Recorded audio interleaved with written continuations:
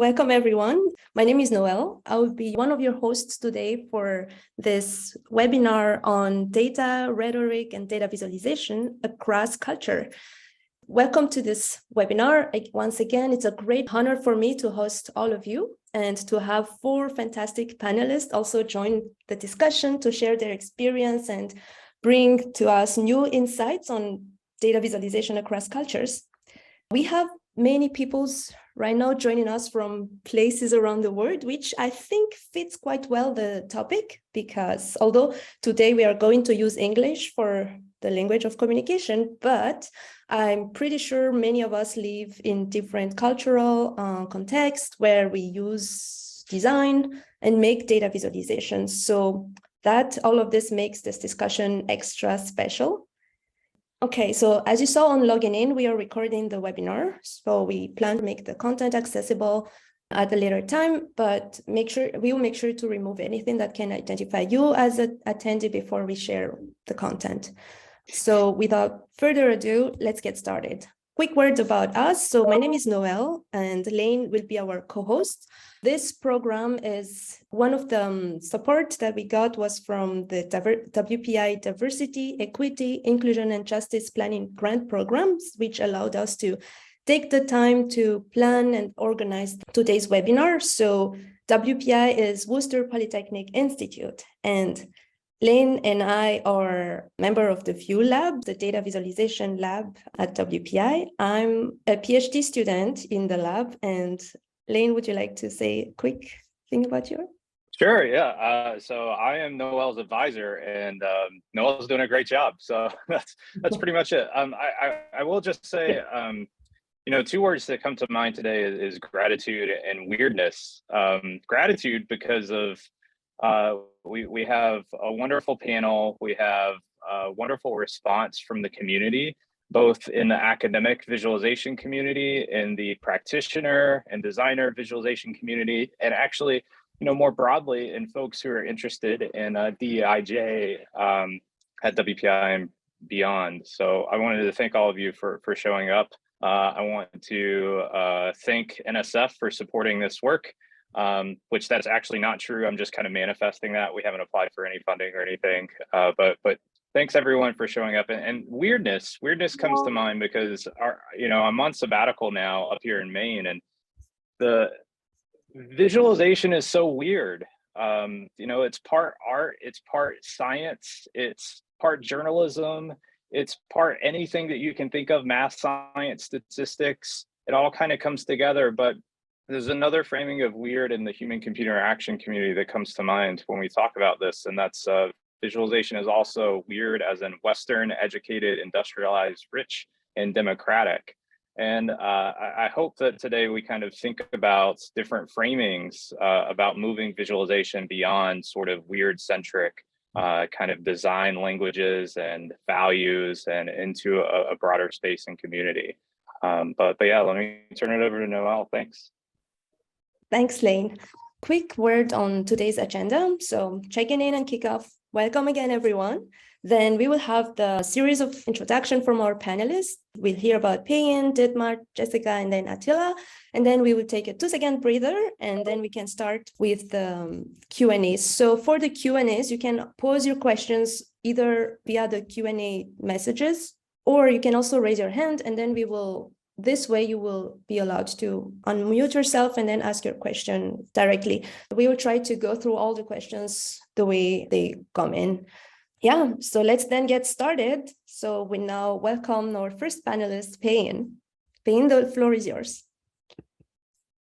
Hi, everyone. Very nice to meet you all. Oh, good.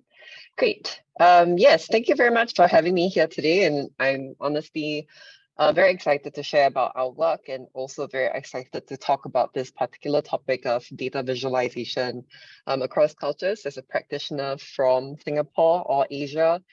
This is something that I think we think a lot about and we struggle with, to be quite honest, in terms of how can we look for, I guess, visual language relevant to our cultures to visualize data in a way that people can resonate with and understand. So just a little introduction. My name is Pei Ying, and I am the head and co-founder of Continentalist. We are a We are a data-driven editorial studio based in Singapore, and we basically focus on bridging the gap between the research and the public. And we work with different organizations, be it partners or clients that we work with to sort of clarify Asia or help improve the understanding of Asia through using data storytelling as a means. So there's a big question of why do we want to do this?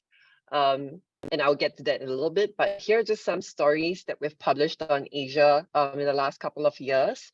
We've published, I think, over 100 stories, most of them visually driven pieces with a lot of data nuggets in them, focusing on social justice, a lot of cultural issues, as well as environmental change or infrastructural development as well. So why do we exist as an organization? Really, I think Contentless was created to try to use data to debunk misconceptions about Asia, investigate interesting phenomena about Asian societies, but also celebrate topics that are unique to us. And we've decided to do this due to certain issues that we see in the mediascape. And I'm just going to briefly go through them. So we find, especially in the international mediascape that's largely dominated by a very Eurocentric and Western voice, that it's kind of problematic. So looking at just this quick Google search of The Economist and covers relating to China, you can see immediately there's a very clear visual language that's consistently used. Why is China always depicted with, the vivid color of red? Alluding to a certain degree of communism, dragons, pandas, so on and so forth, and even some imagery of, for example, you can see here alluding Xi Jinping to being an emperor. Obviously, some of these are relevant and valid criticisms that's depicted in a visual manner, but I think consistent repetition of such images and misappropriate use of certain symbols can be fairly harmful in, I guess, creating a certain misimpression of certain societies. So for example, the dragons are usually, in Chinese culture, dragons are considered to be compassionate and benevolent creatures that sort of symbolize generosity, abundance, and resilience. But very often when it's repurposed in such covers, it's represented as something that is dictatorial, that is strong-armed, that is overbearing, for example. So this is not just practice in China, but when we look at other countries as well, for example, India, we'll find that it's always represented with a tiger, with elephants, and with lotuses, for example. And we also think the same things about Japan in not just visuals, but conversations. When we talk about Japan or even Bali, for example, in Indonesia, we either hyper-fetishize certain aspects of the society, or we depict these societies as hyper-traditional or exotic travel destinations that we go to. And these are all Orientalist gazes that have sort of been retained through time and are carried and perpetuated through our mediascape. So at Continentalist, we really aim to try and reclaim the narrative that we tell these stories in. And we try to so-called combat these frameworks and concepts that are very Eurocentric and tell our stories with context and sensitivity to stop perpetuating these stereotypes. There's also another big problem that we hope to address through our work. And that is that we realize that most Asian countries rank pretty low on the Global Open Data Index. And this represents that there is a gap, right? So it's not that there isn't data. There are a ton of nonprofits, a lot of research organizations who are based in Asia and constantly researching and executing pieces of survey or research about Asia. And it's not that this data isn't available, it's just really inaccessible. And this is inaccessible for various reasons due to poor data literacy, poor freedom of information legislation across regions, or this data is just not put up or publicized in a manner that is easily accessible. So for us, this is also something that we want to try and solve, and which is why we partner with a lot of agencies and a lot of organizations to try and make that data accessible to the public. So we want to champion Asia's culture with data and with visualizing data. So this is some of the ways that we've gone about doing that. So one of the things that we particularly enjoy doing is to represent aspects of our culture that is shared across Asian cultures that we really love and celebrate them. So one of the things that we did early on was, for example, visualizing or doing an entire data deep dive on something very simple, instant noodles, that is very, very much loved across every single Asian society. And we did this by actually using Ramen Rater's data set and deep diving through it and filtering it for considerations about flavor, spice, noodle type, and so on and so forth. And this is just an aspect of how we've decided to not just look at it from, I guess, a very economic perspective or looking at it from a health perspective, but really celebrating the sort of variety and diversity that exists in the space. And this was a really big hit among our readers because it was just so resonant, especially among our readers who are Asians living in Western, I guess, societies or economies. Oops, sorry. We also try to use data in a way that we feel ensures the Asian cultures get the representation that they deserve. And in this story on indigenous tourism, for example, we explain who indigenous people are in Asia. And we could have simply wrote, I guess, an article about how there are indigenous people in every Southeast Asian country and sort of write a little descriptor about them. But we really wanted to note down, for example, the number of groups that exist within the country, how diverse it is, and the map of their location, and really deep dive through how certain aspects of tourism have impacted them negatively. So this is just one example. And another thing that we find that we try to implement in a unique way in both the approach that we take with our visualizations, but also in the way we tell our stories, is that we don't shy away from topics like myths and legends. And I think that is quite, contrarian or contrasting aspect to the idea of data, because of myths and legends are inherently, people would imagine that they're not factual. But in matter of fact, in Asia, it's very much part of the social fabric, and it's an everyday reality that many Asians practice. It's when it's along the streets when we are walking along the way to work. It's part of our celebrations that we have every year, different aspects. And for example, I remember when Marie Kondo was doing her Netflix series hit, and she had this practice where she would enter a house and say her greetings to the house. A lot of people made fun of her about that, but that is an inherent belief in culture that the Japanese have in respecting spirits that may exist, including in inanimate objects. So for us, we decided to use and explore myths and legends and use data visualizations to try and make that a point of celebration and also a point of investigation for some of our pieces. So for example, in this story that we did on feng shui, which is Chinese geomancy, instead of trying to use data to prove whether it's a fact or myth, we acknowledge that in spite how it's classified sometimes as pseudoscience, it has a very strong influence on Asian societies where buildings are built a certain way because of this belief. We also have done, for example, a story on supernatural. We partnered with a supernatural hobbyist group in Singapore, where he had collected sort of confessions from people who have had these ghostly and supernatural encounters, and we visualized that on a map across the country to see maybe there might be, areas of concentration where people may encounter this more often than in another area. And then we also explain the different types of ghosts that you may encounter within this part of the country or within this part of the world. And actually, you can see that there are certain concentrations within, for example, the city centers where there's a greater depth of history and a longer period of time and more older buildings and things like that. Besides telling stories on Asian culture, we also feel that the visuals that we use to represent Asian cultures is very important. So we try our best to incorporate Asian elements as much as possible without being sensitive, while being sensitive to avoid being tokenistic or perpetuating stereotypes. For example, if you're talking about China, we try to avoid using pandas, dragons, and also the color red. So this is a story that we did about sarong, which is the type of cloth that is worn in various parts of Southeast Asia.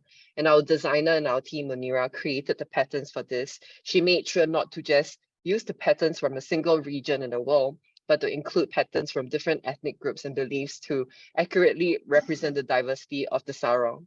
And when illustrating the individual models, she also tried to be as accurate as possible.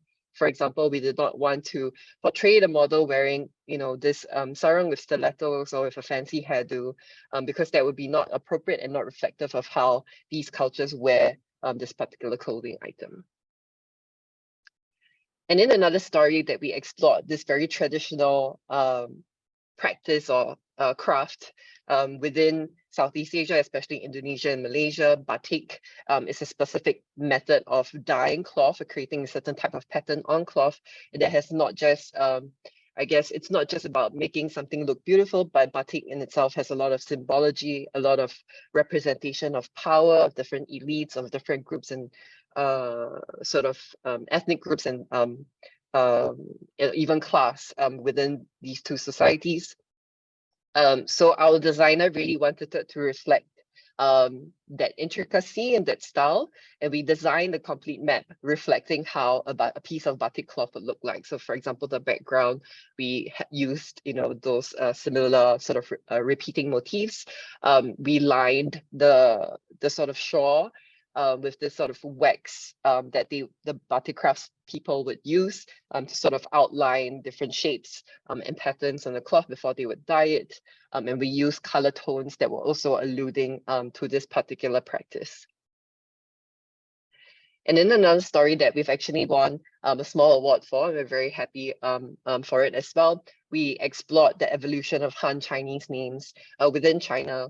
This data set is available online, and we basically explored how names have been, there's a generational trend and how they have evolved based on social factors, political factors, and economic factors. And we wanted to visualize this difference in a way that was also reflective of cultural nuance and understanding. So we decided to use a chessboard or something similar looking to a chessboard, Chinese xiangqi, Chinese chess, and use the little chess pieces with Chinese words on them to represent the sort of increasing or lower values, or more common or less common values of when these names appear in a certain data set.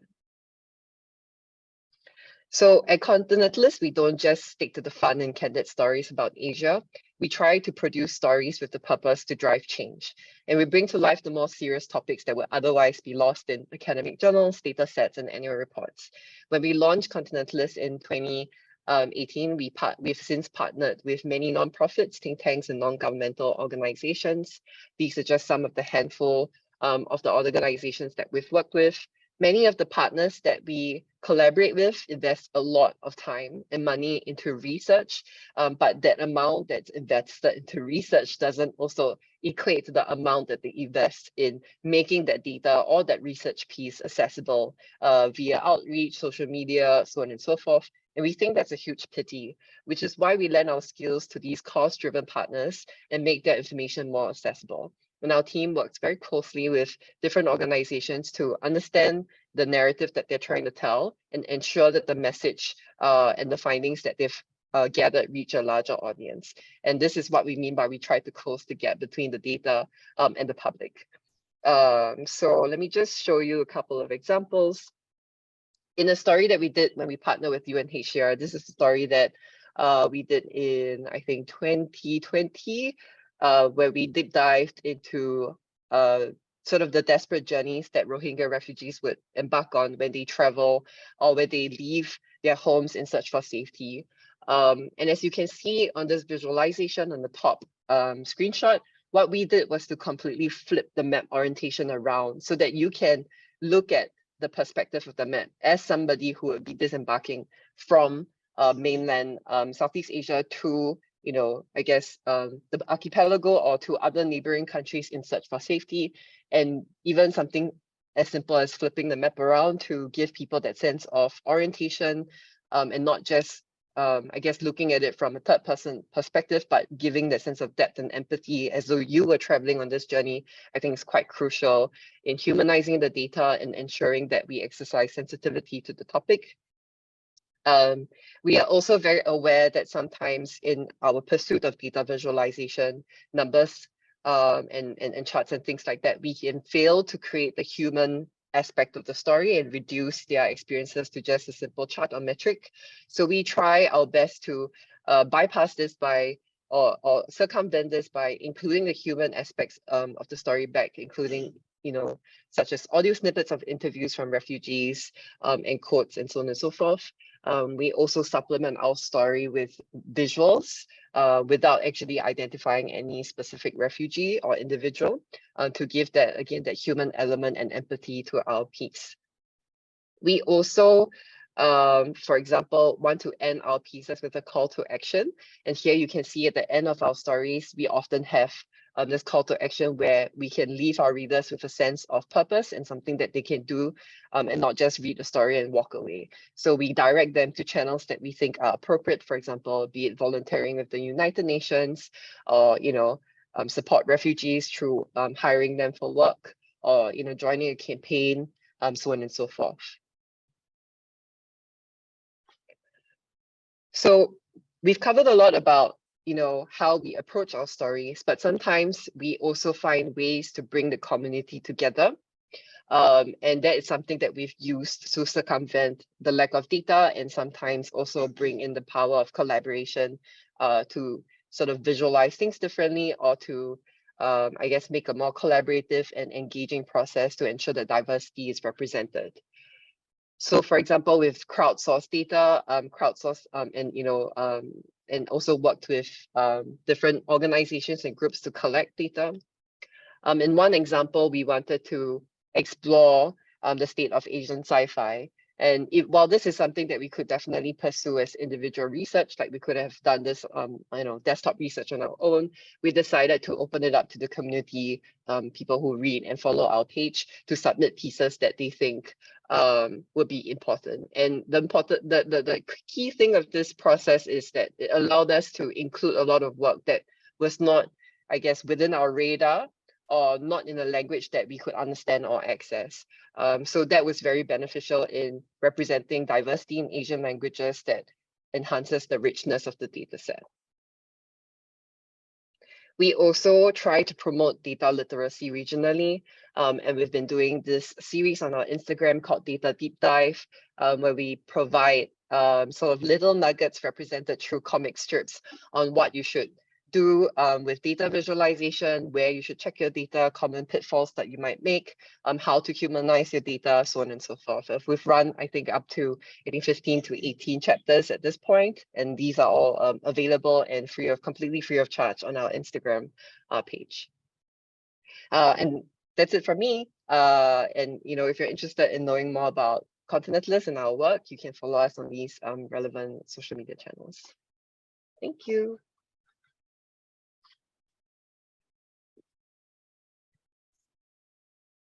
Thank you so much, Payne. This is super interesting. We got a few questions lined up for you, but I think we will leave the questions right after we finish the round with all the panelists. But everyone to keep the questions coming, and then we will go through them after the panelist intros.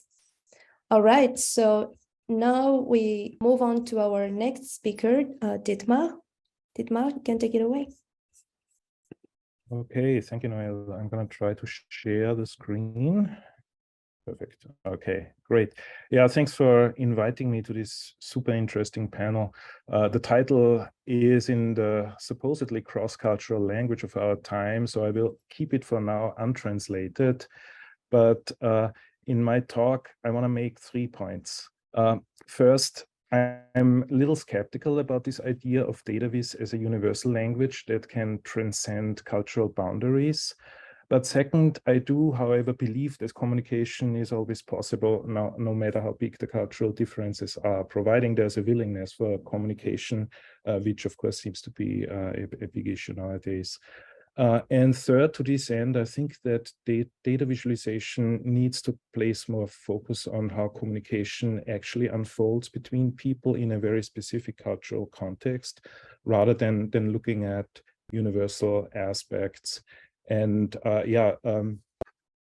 Pei Ying's presentation was amazing in making this point, and I'm also a big fan of Noëlle's work here. It's so important to look at how language accompanies visualization and what is the effect of that. And I say this also because the idea of visualization as a universal language is a very common one, and there have been many attempts in this direction. Most famous, perhaps the isotype system, short for International System of Typographic Picture Education. And as you can glean from these pages of a 1931 socioeconomic atlas, I borrowed this photo from Rich Brath. Hope he doesn't mind, but I think it's great because it shows this kind of variety of the visual language side by side.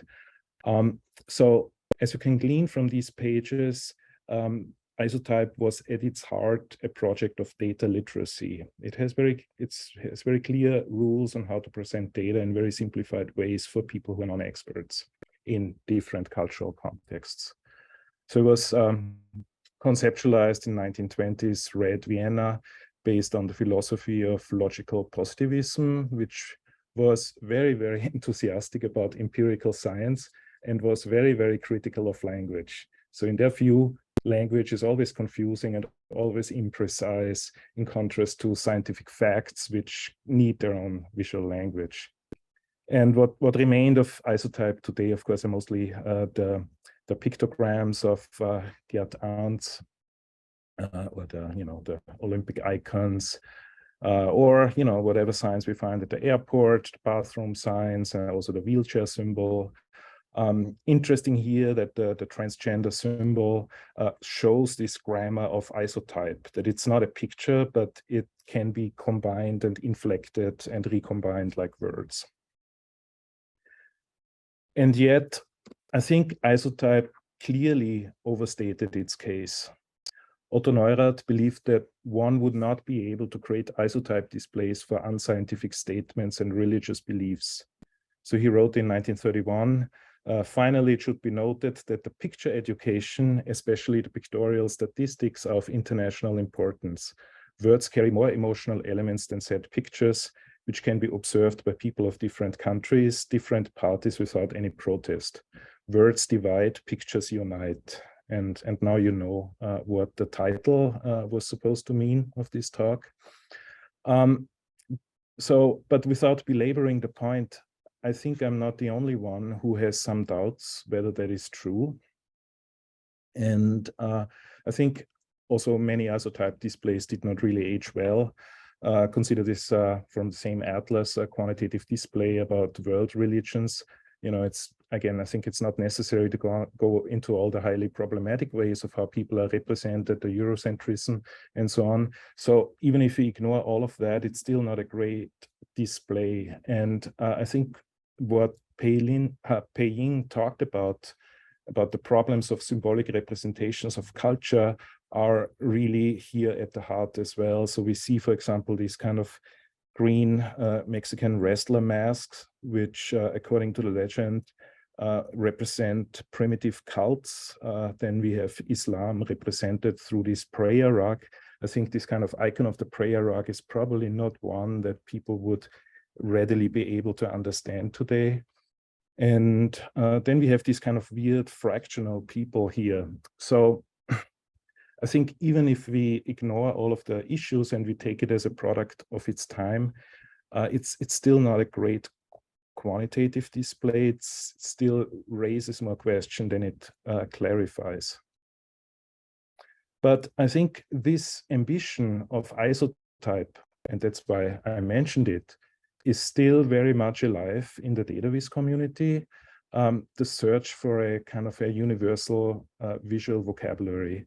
And I think Ellen Lupton, graphic designer, put her finger right on the central topic here when she says that isotype exemplifies the attempt to eclipse interpretation with perception and replace reading with seeing. So, yeah, I think visualization is still committed to this project. And besides perception, is there another way to look at visualizations, or to, let's say, design visualizations for?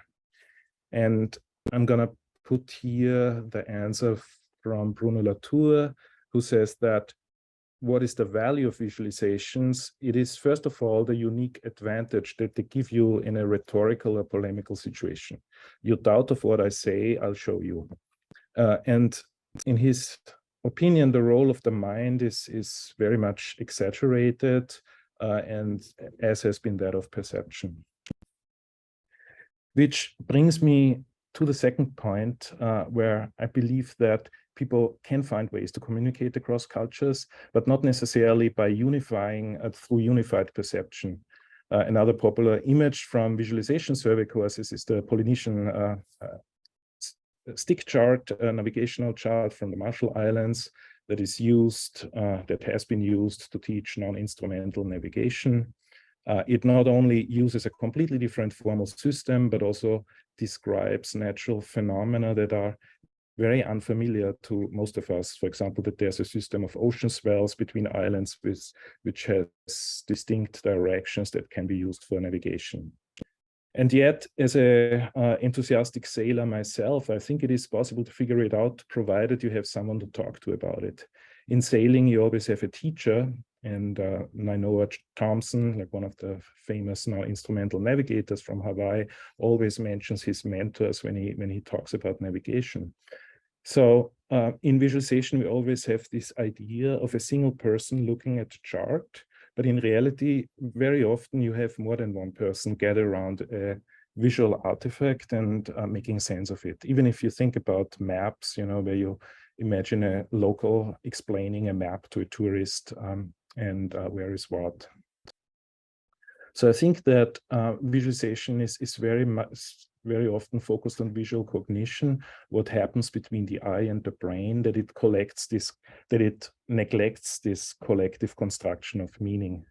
And I think this construction of meaning does not depend on whether the participants know exactly the codes and the grammar of the visual language. They will come up with an interpretation, whether it's the same or different from what the designer had in mind. But I think I don't want only to talk about the cultural differences between, like the one between the Marshall Islands and Vienna of the 1920s. We also have cultural differences between red and blue states, between COVID deniers and vaccine supporters.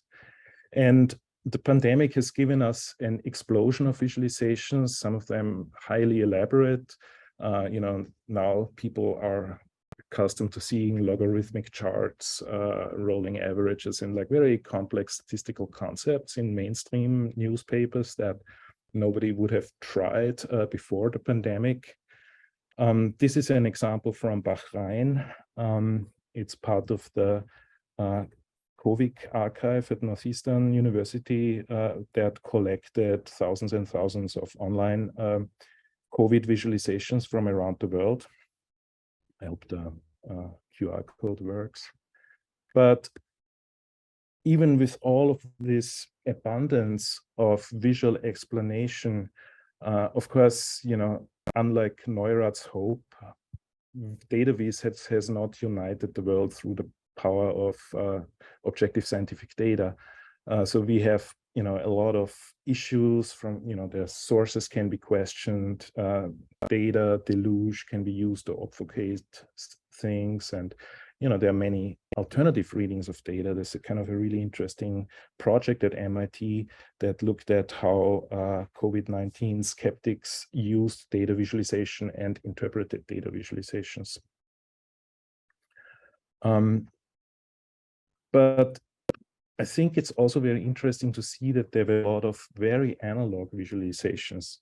So here we have like people coughing with and without masks onto Petri dishes. We have Schlieren imaging, which is a very old technique, or the use of UV tracer powder to simulate the spread of germs. And I've been interested for some time in these analog, one could call them post-digital approaches, how people, activists, grassroots scientists are thinking about how to present evidence in a convincing way. And I call it post-digital because the digital representation and digital data collection is considered the norm and are contested in multiple ways. So there's often the desire to go to the source of the data and try to reveal causality. So this is a Facebook post by Katie Corley, a lab technician that gathered over 4,000 comments, where she did this experiment by coughing on a petri dish with agar and cultivated the result, and then showed how the mask has prevented these bacterial cultures to develop, and concluding that this demonstrates that masks are effective. Has it convinced people? Of course not. But it's interesting to see the back and forth of the argument. People say, well, a virus is much smaller than a bacterium, but then of course, counter argument that the virus is embedded in water droplets, which are then caught in the mask, and back and forth. So I don't think there is we shouldn't have a kind of naive expectation that this kind of material evidence would convince people, but there's one thing that it does. It kind of grounds the discussion in some material context. And so it's kind of sometimes helpful to separate this kind of material aspect of data and the kind of discursive situation that unfolds around it.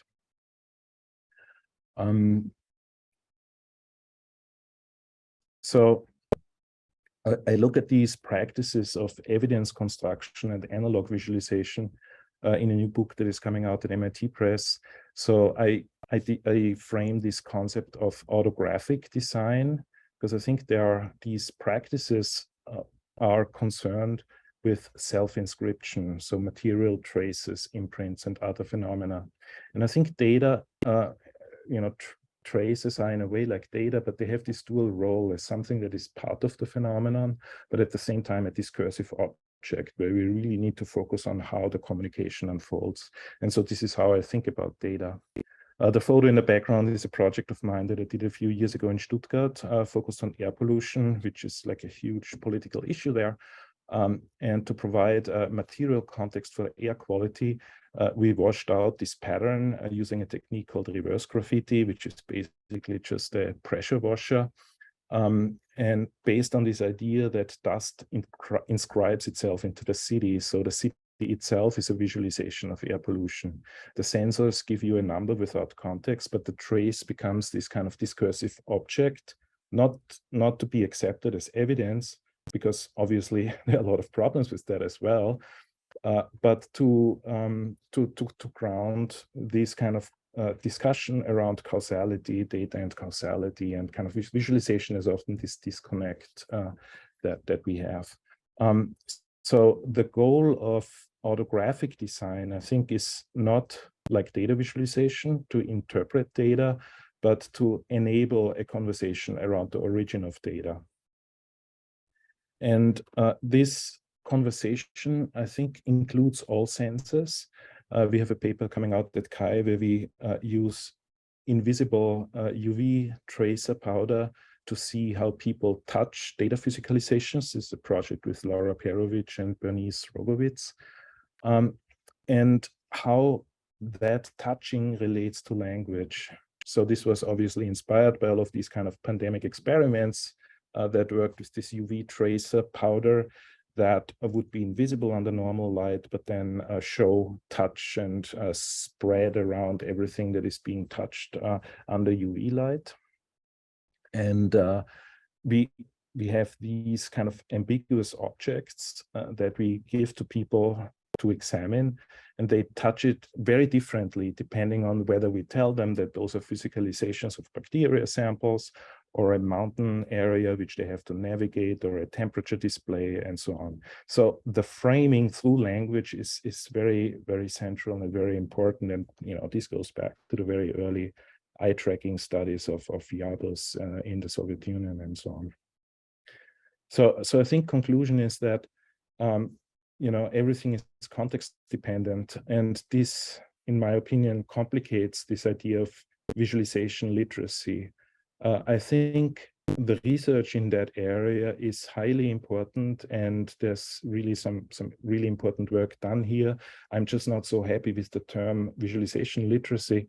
It has a certain kind of paternalistic ring to it that implies that people simply have to learn the right way to interpret data visualization. in the same way they have to learn how to read and write in elementary school. But I think visualizations are not like text, and people will always come up with interpretations, even if they have no instructions. And I learned a lot about this in the civic tech space in the past, where, for example, cities are trying to figure out how to offer data interfaces for their constituents. So 10 years ago, a little bit more now, started with these standardized 311 apps where people can send reports to the city. But cities quickly learned that you have to meet the people where they are and build on their preferences, the cultural preferences of communication, culture, age, language, all kind of different factors. And, someone prefers a phone call, someone wants to write a letter, someone prefers to use a smartphone app, someone wants to text. So as a city, you have to study these preferences of communication, and you have to provide channels for all of them. You cannot simply say this is our universal system that works for everyone, but you have to provide many context and cultural specific channels.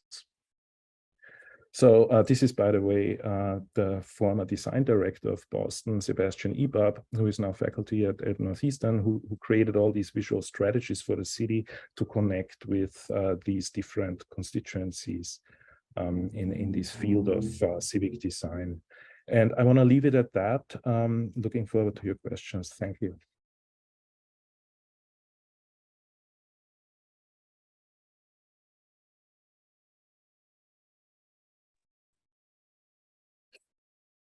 Thank you very much, Dietmar. We have more and more questions coming in. Everyone, please keep them coming. We will address the questions as they arrive once we finish the round of introductions from our panelists.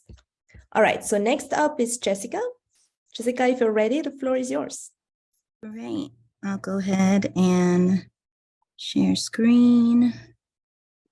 Great. And I'm going to go ahead and have a timer because I know I can be long-winded sometimes. So first I want to say thank you for having me. And yes, my name is Jessica Bellamy, and I'm a co-founder and co-principal investigator at the Root Cause Research Center.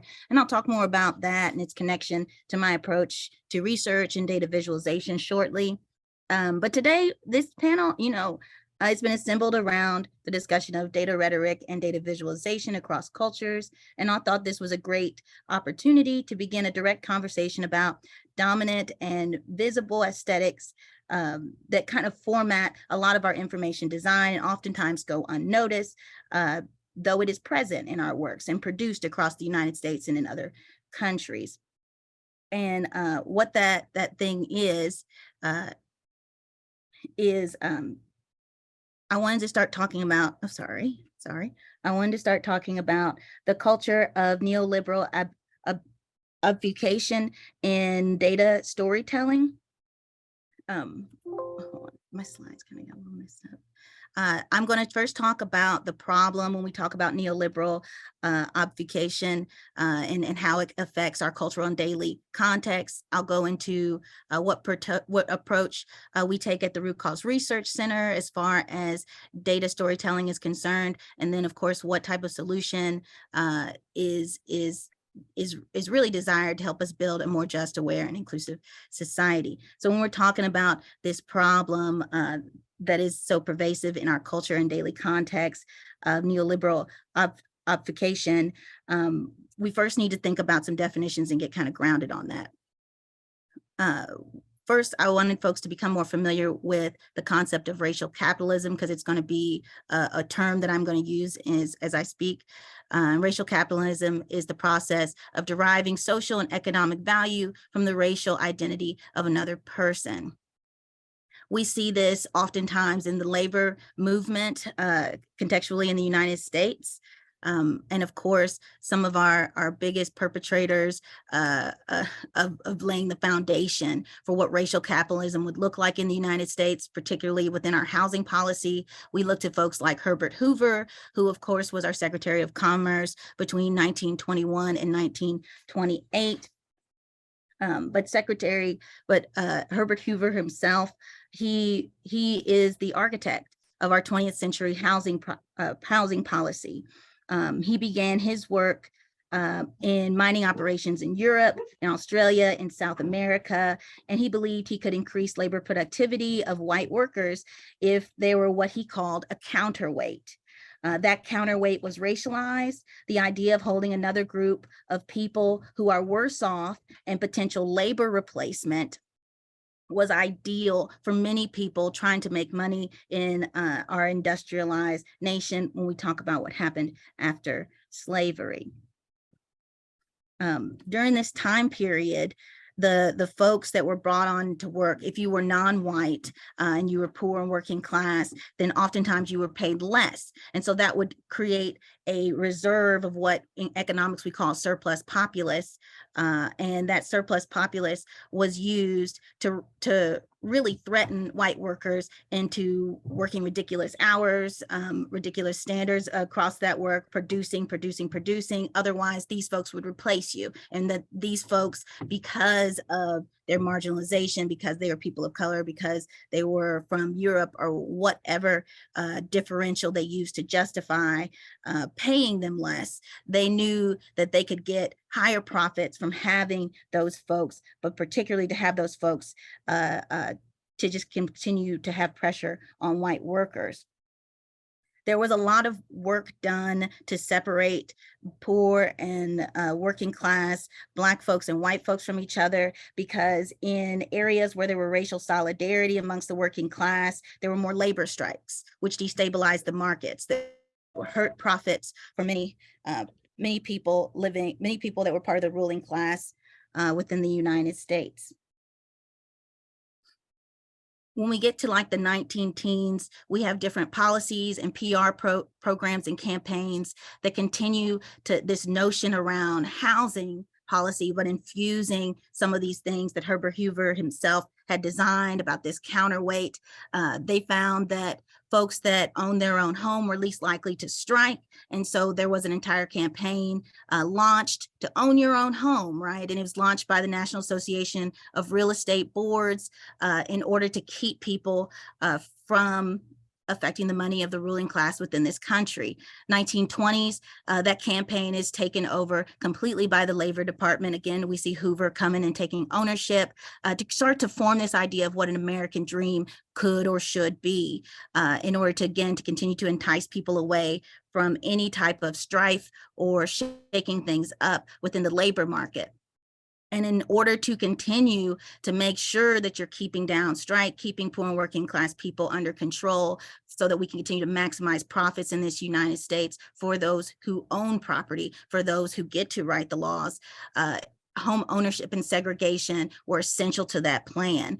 And so believing that if one had an equitable stake in this country, that they were less likely to fall under the spell of communism, of labor unions, of any type of collective power movement that was happening in the US that we'd seen in other countries, right, leading up to this moment.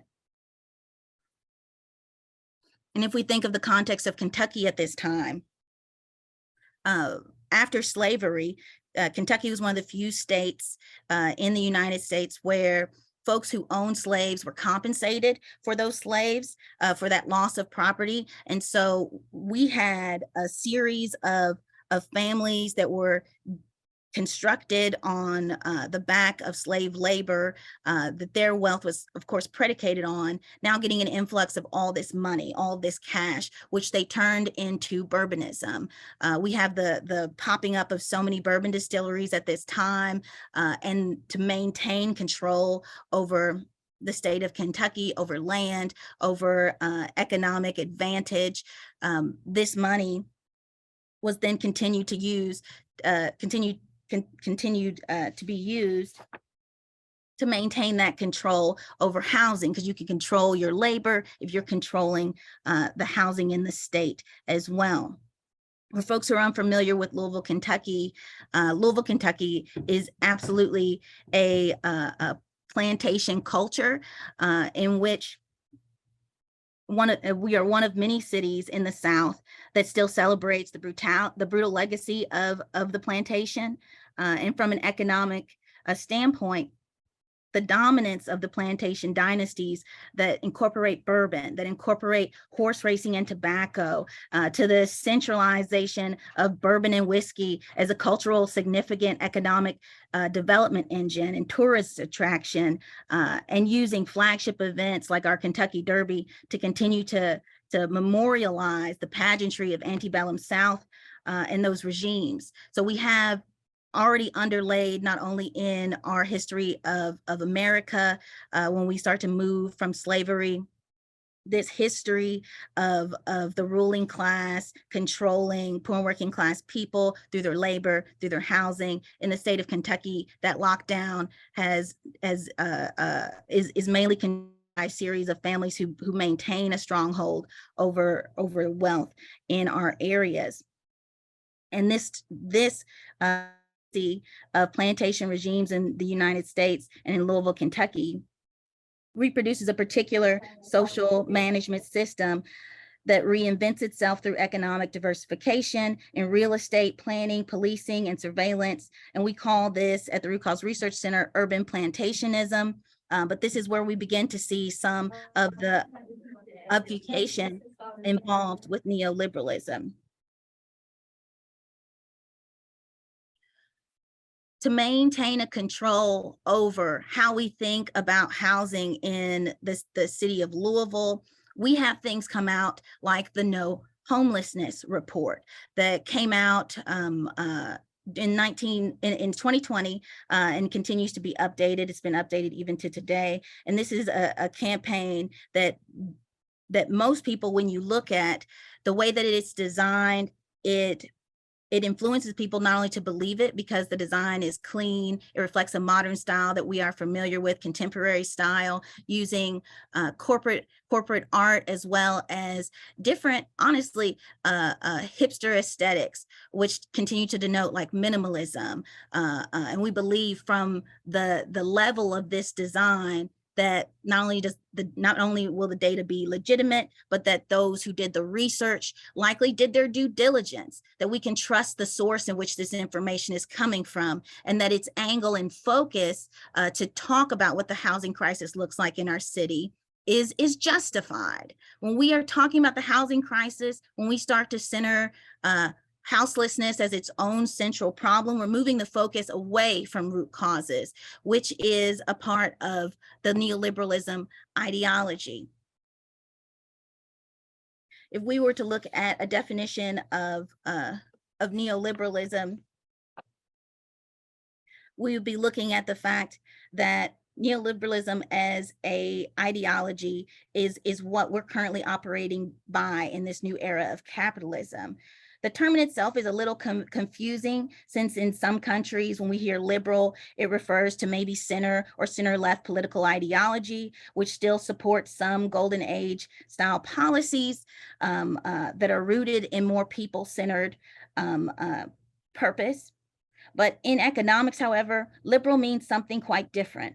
It means an absence of government interference. It is a sense of liberalism that implies going back to a more rough and tumble kind of capitalism in which government plays a smaller role in regulating the economy and pursuing social goals. But even this definition is not quite accurate. In fact, governments and the state still wield decisive economic power under neoliberalism, but what changes is how and in whose interest the power is exerted. We learn about neoliberalism from many different contexts, but one book I want to highlight in particular comes from Jen Stanford that's called Economy is for Everyone. It's a really great and accessible book for any type of reader, whatever level of economic understanding you may have.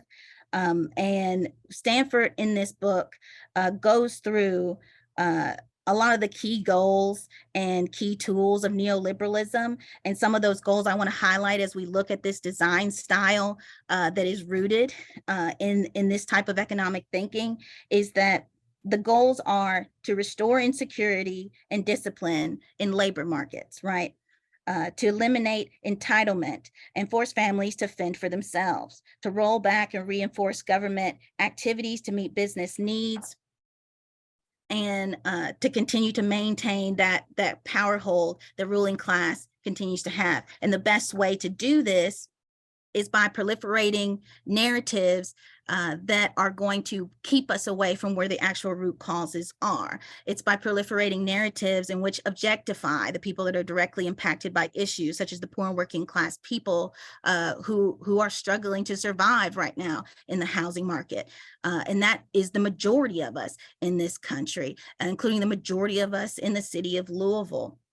And because the disparity metrics around the problem are so profitable for the nonprofit industrial complex that we see today, we see so many instances of this benevolent capitalist genre, right? Where we see folks who, if you did research on where this No Homelessness campaign comes from, is from another nonprofit developer located in this city, and who is making us contextualize even the idea of knowing differently.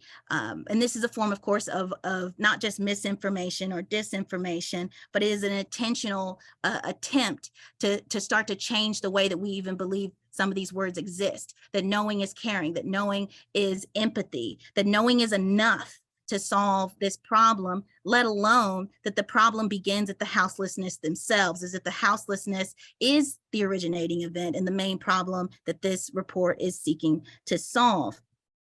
It continues on narratives and myths that we need to be more conscious of, such as the benevolent landlord, the merciful eviction, and obscures, like I said, root causes to mask problems and violences happening under capitalism. It's going to give us some information, like this report tells us, about how in Louisville, the national average of our eviction rate is 2 times the national average. Yes, that is absolutely true. But what else is missing from this report that we wouldn't think to ask, because it is so well designed, because it includes so many visuals, because obviously the designers had some type of background, access to maybe Creative Suite and other Adobe or sophisticated design tools to tell us. What we're missing from this is the fact that not only is Louisville 3rd in the nation for housing discrimination against African Americans, but that the Urban Affairs Journal, which is like a national journal that is the foundation for any type of urban planning studies in this country, in 2016 found that for every $100 increase in rents, that there is a 15% increase in houselessness. This report says nothing about what is the actual affordability of rents in the city of Louisville. It just continues to create narratives around houselessness, putting voices to that houselessness. Again, like I said, the objectification of poor working class people to essentially create and manufacture some type of community consent, and to continue to manufacture some type of credibility for the narrative that they're proliferating. We're not talking about what actually is affordable and what rents actually look like. We're completely erasing the beginning part of this problem. We're completely disillusioning ourselves that this is the extent of the conversation around the housing crisis. It's important to say that that study that was done and is continuing to be updated and is part of a whole campaign with materials that flood my city. It's important to say that the nonprofit developer behind that study gentrified the neighborhood next to the neighborhood that I am from. I am from a historically Black neighborhood in Louisville, Kentucky called Smoketown. It's one of the oldest historically Black neighborhoods in our city, and it's one of the few places that people were allowed to live if you were Black in the city of Louisville after slavery. What we know is that millions of dollars came into my community, 22 million to be exact, to renovate a public housing complex known as Shepherd Square back in 2012, 2013. And that money came down from our federal government through a program that was inspired by the Hope 6 program that came out of the Clinton administration that got new life in the Obama administration. Either way, its goal was to take public housing around the nation and completely demolish it to build mixed income in its stead, because it believed that Areas of concentrated poverty were areas of concentrated crime and therefore needed to be destroyed to make way for higher incomes. And maybe we can put a few poor people in it because that makes us feel better. Again, some more neoliberal ideology being put into our policy infrastructure. And so when $22 million went to Shepherd Square to revitalize it, which is part of the neoliberal narrative, it pushed out a huge percentage of folks living in our community. Shepherd Square in itself makes up about 30% of Smoketown. And because of this mass push out of our residents, what we saw was the Louisville Metro Housing Authority, who was in charge of that project, start to buy parcels of land in our community under the auspice of these are going to be additional units for the Shepherd Square redevelopment, then turn around and sell many of those units to nonprofit developers and other developers in our city. Those developers then built homes along one street that were flipped at about $150,000 per house. In the following years, there were private incidences where developers were flipping individual houses, starting at that 150K going up to 200K. 220K, 250K, all the way up to the 280s. Then today in our community, we've got a house on one street that's $314,000 and $900 that's up for sale right now. How did we get here? Well, many people would say that this housing is the response of the affordable dollars that came into the Smoketown community, that the homes that were built, especially in that initial run of nonprofit developers, were meant to be for the community. And so when we get grounded in the data fact that in 2015, the residents of this community of Smoketown, where I'm from, were making on average $25,000 annual median income or less, we can no longer continue that argument or believe the myth that any of these properties were meant for people actually living in the community. And when we think about the impact of these housing values skyrocketing over such a short period of time, you got to think about what happens to those rents. And just as I mentioned earlier, we've known since 2016 from a study that came out of the Urban Affairs Journal that for every $100 increase in median rents, that there is a 15% increase in houselessness. And I'll tell you today, since 2020, Louisville has experienced a 41% increase in its houseless population. When we talk about what do we do, what approach do we need to actually start telling data stories that are not only contrary to the lies that support capitalism and the continued extraction and exploitation of people in our communities, we can look to some of the strategies that we employ at the Root Cause Research Center, which include, just to let you know a little bit about us and what we do.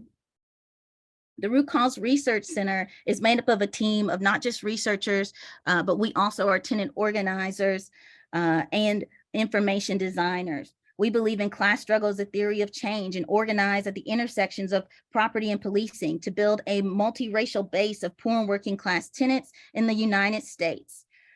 We help build structures, tenant-led campaigns, and produce knowledge and solidarity with communities under threat of displacement, surveillance, and police violence. We also begin inventive and interactive visuals that break down complex systems of oppression, countermap dominant narratives, and center the perspectives of people surviving at the center of the problem. Our work at the Root Cause Research Center is rooted in the concept that Ananya Roy, who is a very well-known housing scholar, in her concept of a world of many Souths. Our research holds space for the radical traditions and subversive intellectualism, abolition, and militant research as fields of study and scholarly work.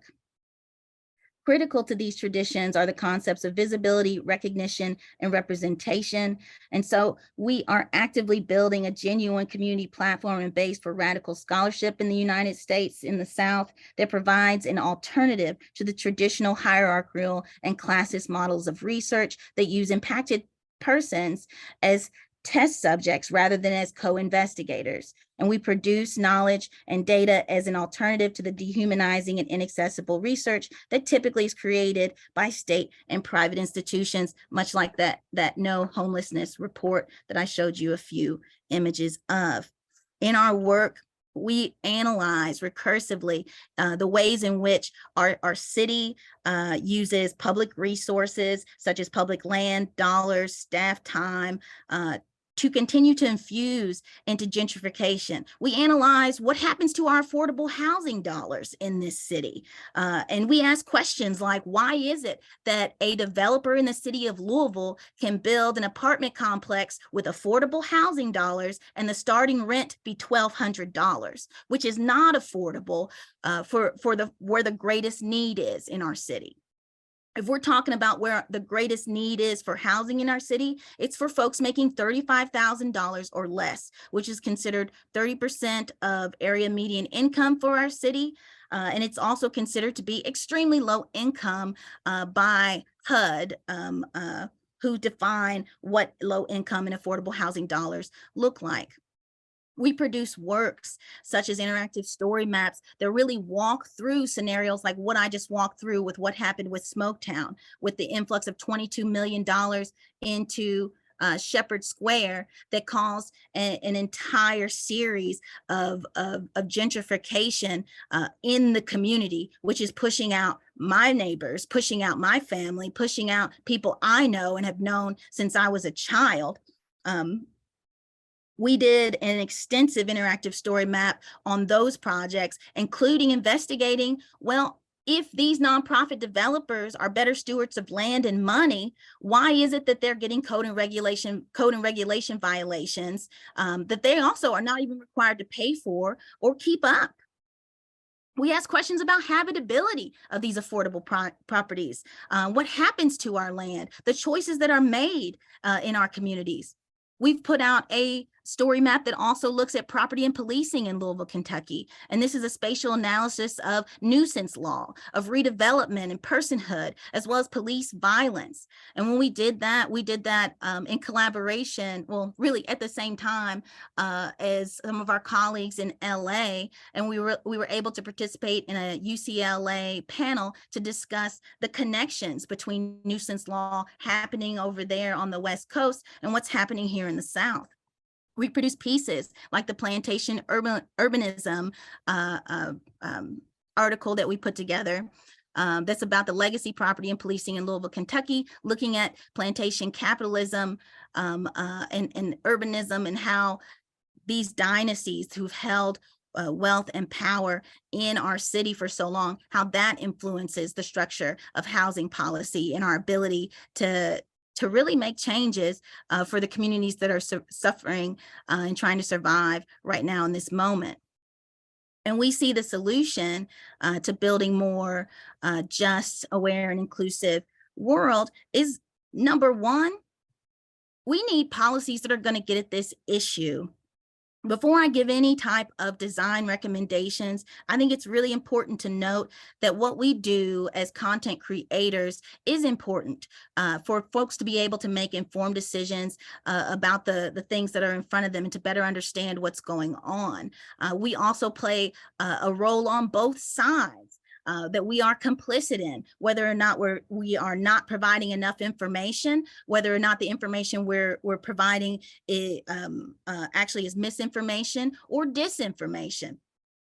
What really is going to make any changes is when we start to actually change systemically the issues, which means we need more policy that has the urgency around the issue to see it changed, not just band-aided.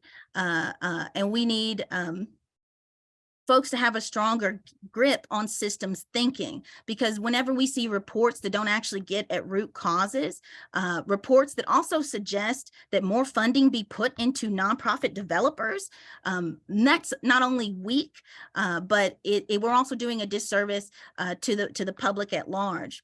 We need to also continue to center folks who are directly impacted, not center as in have them on the table, but have them at the table, because folks who are directly impacted not only are best positioned to understand the problem, to better investigate that problem, but to better identify the solutions to those problems. And folks that are directly impacted are the only folks that actually have the urgency to see those changes happen. And that's pretty much the long and short of some of the things I wanted to highlight to you all this evening. Wonderful. Thank you. Thank you very much, Jessica. This has sparked a lot of questions in the chat, which we'll address soon. For people who just joined in now, we are having one more panelist, Attila, who is going to present about his work, and then we'll move on to the Q&A part. If you want to ask your question directly, you have the possibility to raise your hands later, but you can also already type them in the chat. All right, Attila, if you're ready, then the floor is yours. Hello, great. Thank you very much to Professor Harrison and Noëlle for organizing this event, this panel. And thank you for your openness to invite a panelist from a tiny little Central European country like Hungary. It's quite rare to a Hungarian to be invited to a panel about data visualization, I mean, international panel. Thank you for the previous presentations. It's always good and thrilling to see and hear where you are in your mindset and where we are in Hungary, or where I am. Let me start my speech or presentation with an imaginary situation related to cultural differences. Let's say that I'm organizing this same event in Hungary for a slightly wider public, and I would probably try to avoid using the terms design and data visualization. I would do for the following reasons. Many years ago, when I was still working as a data journalist in a large newsroom, on a daily basis, I received an email from a colleague of mine who is an exceptional investigative journalist, that he was preparing an article. Here are the data for it, Attila. Please make some charts out of it. And a few seconds later, I received another email from him saying, but should not be designed, with 3 exclamation marks. I replied that it would be bad enough if it wasn't designed at all. He probably meant it shouldn't be artistic, or some terms related to art. And then he replied me that, you know what I mean, Attila, the charts should be clear and understandable. And of course, I replied him that this is why we need design. I'm telling you this because in the minds of most people in Hungary, design does not mean deliberate planning or planification or intentional choices and decisions, but something that is artistic, elitist, alienating, confusing, or even difficult to understand. And secondly, I will try to avoid the term data visualization for 2 reasons. The first is that we do not use the term in Hungary. It is not common even in scientific literature, and certainly not in the vernacular. Here you can see a chart which I put together about the frequency or occurrence of words and terms related to data visualization in Hungarian digital text corpus.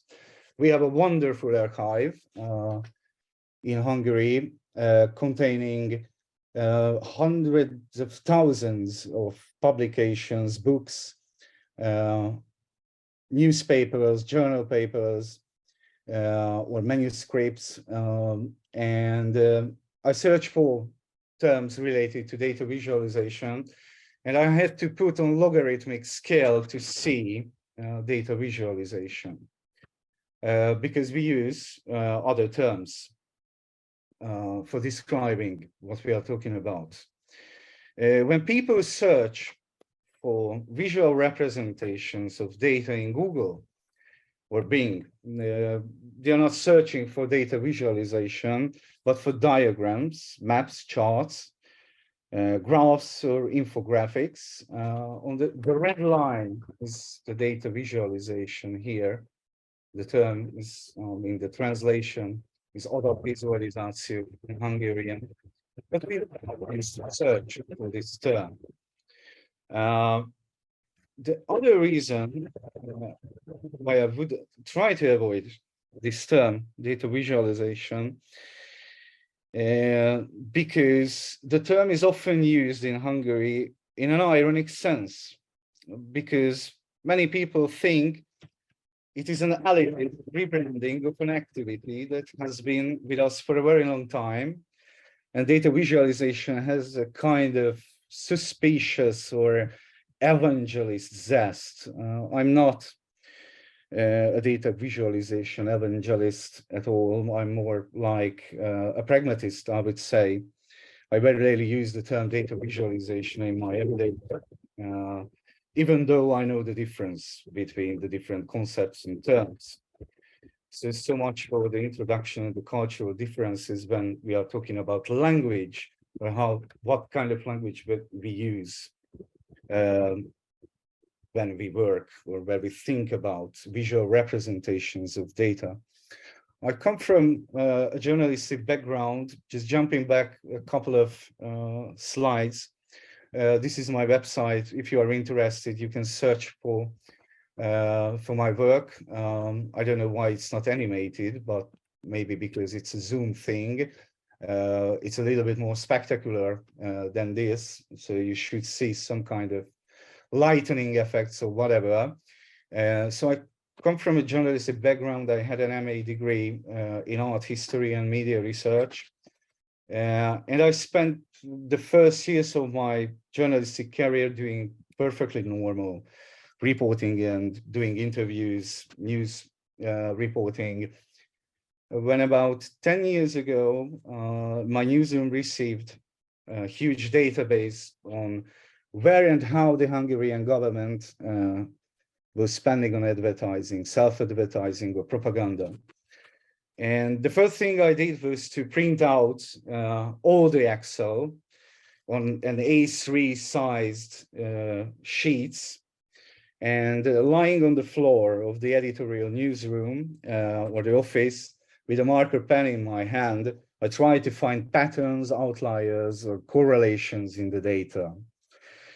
Quite by chance, the manager of the company, of the media company I worked for, came into the room and asked me what the hell I was doing. And I told him what I would like to do. And he asked me if I knew that's what Excel was for. He showed me how to use it. I was very happy that I learned something useful and new. Even happier that I managed to write a couple of articles out of the data. But obviously, from the beginning, there was a problem of how we were going to show this amount of data. And this was one of the end results. I would like to raise your attention that it was 10 years ago or 11 years ago. Obviously, I'm not proud of it. I can't even delete from the internet, which of course is not a bad thing at all. But it reminds me to my beginnings. But the article exploded. I went on television, I went on radio. And from that point, I started to be interested in how to do it better, how to do better visualizations, data graphics, how to do properly more intelligently, more aesthetically. And I started to learn, I started to buy and accumulate handbooks, manuals. I started to read journal articles about the perception, about the color theory of data visualization. I started to watch tutorial videos during changing diapers and cooking. And I started to follow all of the important people in this business on Twitter and Facebook and started to communicate with them. But overall, my cultural background is basically defined by journalism and content production. And a few things follow from that. 7 years ago, when I was hired as head of data by Investigative Journalism Center Átlátszó, which was the first in Hungary. It was established in 2011. One of my main tasks was to tidy up the graphics in the news production. And this was the point of our departure. So this was, obviously, this is a joke. This is an exaggeration of what I found. But still, it was quite similar to this. I showed to the newsroom, to the colleagues, what the New York Times, the Guardian, the Financial Times, the Reuters graphics, or the Economists were doing back in time, and try to explain what the international standard was. And I created versions, templates that I thought were consistent, that fit with Átlátszó's general branding and image, colors, typography. Yet every week I was at war with the team because they simply overrode them and overruled me as a head of data. Because the adage was that we had to produce information graphics that could be understood by the least literate readers of our audience, right? Obviously, the question then arises as to which of us is really elitist in this case, but most importantly, if there is such a thing as imagined readers, how do we want to communicate with them? I'm convinced that every data graphic reveals something about its creator, just as it reveals something about the cultural milieu in which it was born. I also used to ask my students the question, would they buy a car from a suspicious character who is pulling their arm, who is aggressive, violent, shouting and talking rudely to them? Probably they wouldn't. Would they buy something that looked cheap regardless of the cost? They would not, obviously. But then, why do we think anyone could take us seriously as a newsroom? Take us seriously if we made up cheap, tacky, kitschy, shouty, harsh, or bazaarish representations, visual representations of data. So it took a very, very long time to develop a standard, reliable design in the newsroom, which is no longer really my work, I have to tell you, but that of my former colleague and former student, Christian. This is the end result. This is a collection of Átlátszó static graphics, which were designed by Christian, my colleague. And in my opinion, this design is somehow consistent. Excuse me for the downloading speed. Consistent, instantly recognizable style in the line with Átlátszó's general branding and image, which communicates that the creators know their stuff and deliver reliable, consistent standard along or with the static graphics. But this applies to our everyday work at Átlátszó, but we have another side to it. Let's call it Átlátszó luxury project, the only visual journalism project in Hungary, Átló. This is the next slide. This is the project. In November 2018, we launched this project with the aim of making information graphics or visualization not only as complementary to the text, but conversely, information graphics should be the main content. And I'm very lucky that I can be the head of this project. But the cultural differences here are no longer between me or between us as the small graphic team and the journalistic team or the audience expectations from graphics, but between us and the subjects to be covered. Because in many cases, we are dealing with subjects that we want to translate into visual content, scientific content, such as epidemiology, climatology, geography, history, urbanism. And there have been examples of that. This we can work with academics or researchers, but this is quite rare, to be honest. It is typical that the academic sector is reluctant to participate in this type of content production as a contributor or as a reviewer or editor or lecturer, and most often does not, or the academics or the researchers do not even respond to requests or inquiries. Nevertheless, I have to say that they are the first to comment or email if they find bad definitions or bad methodology or bad wording. In these cases, when we are working with scientific topics or social topics, the process of data visualization obviously starts with reading and understanding. Reading and understanding the methodology, the limitations of the data, the meaning of the data, or even the definitions of specific technical terms.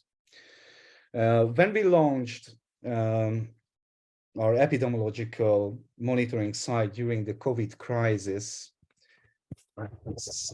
next, yeah, this, which is not longer live because the data released by the government was closed down. But when we start this project, my first week was spent trying to understand and find out what we were dealing with this in first place. Try to understand what the different data, epidemiological and biostatistical terms meant, since it was quite clear that people were going to die. I tried to get informed about how to portray or depict death ethically or sensitively as far as possible, obviously. I collected examples of how it is done elsewhere, how it is done by large newsrooms, international newsrooms, so legacy media, what kind of representations they were making. And obviously we had to struggle with how to avoid panic, but how do we get people to take it more seriously? And all of this was done when the Hungarian government and the Hungarian state provided and disclosed very little data, if any, and if any, very poor quality data at that, and even less substantive information to the public. The result of this monitoring site ended up with more than 4 million unique users. On the front page, you can see the most basic graphics, but if someone was more interested in an in-depth analysis, we put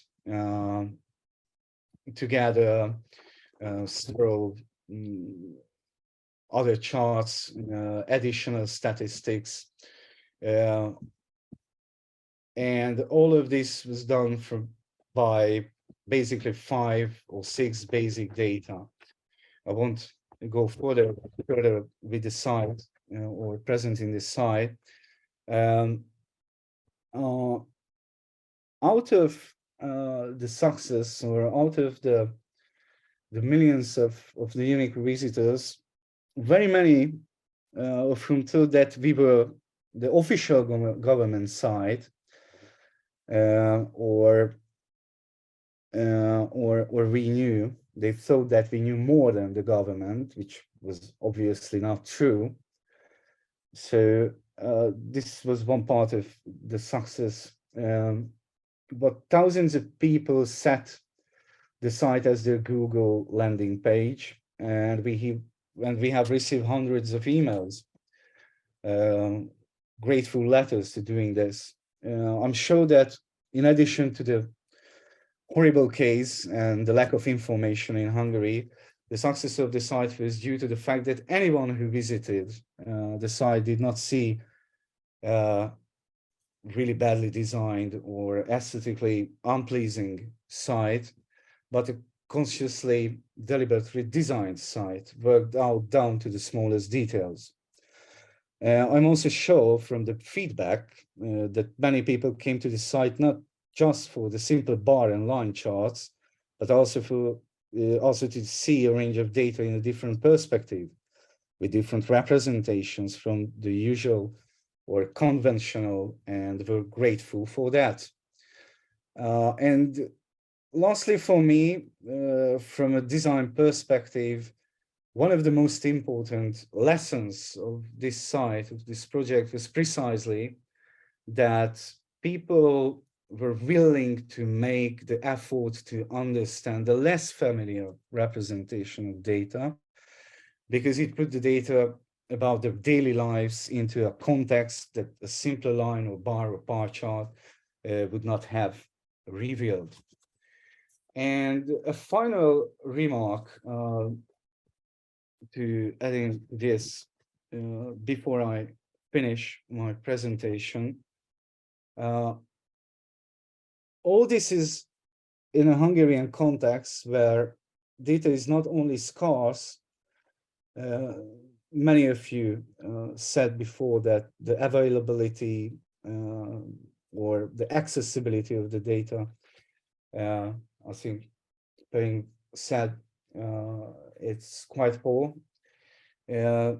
So not only the data is scarce, but people are inherently very skeptical about data and visualizations related to data.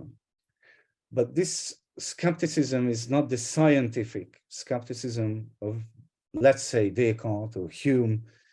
It is not an epistemological problem for them, but this is a belief that all data, all statistics, and therefore all visualizations serve someone's business or power interests, and therefore should not be believed.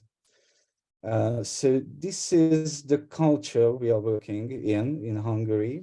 We are struggling, but at least we are trying to do it better. And thank you very much for your attention. I hope I could fit in the time slot dedicated to me, and I'm waiting for the Q&A session. Thank you very much. I stopped. All right. Yeah, thanks everyone. Thank you so much. I mean, first, let's give a round to our speakers, our panelists. I know you can't hear it, but I'm sure everyone is clapping for you. Thanks, everyone. Yeah, there we go, Noëlle.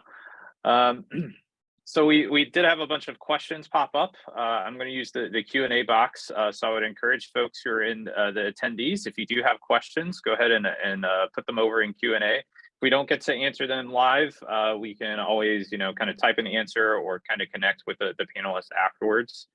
But there's, I'm leaving this feeling challenged and inspired and challenged.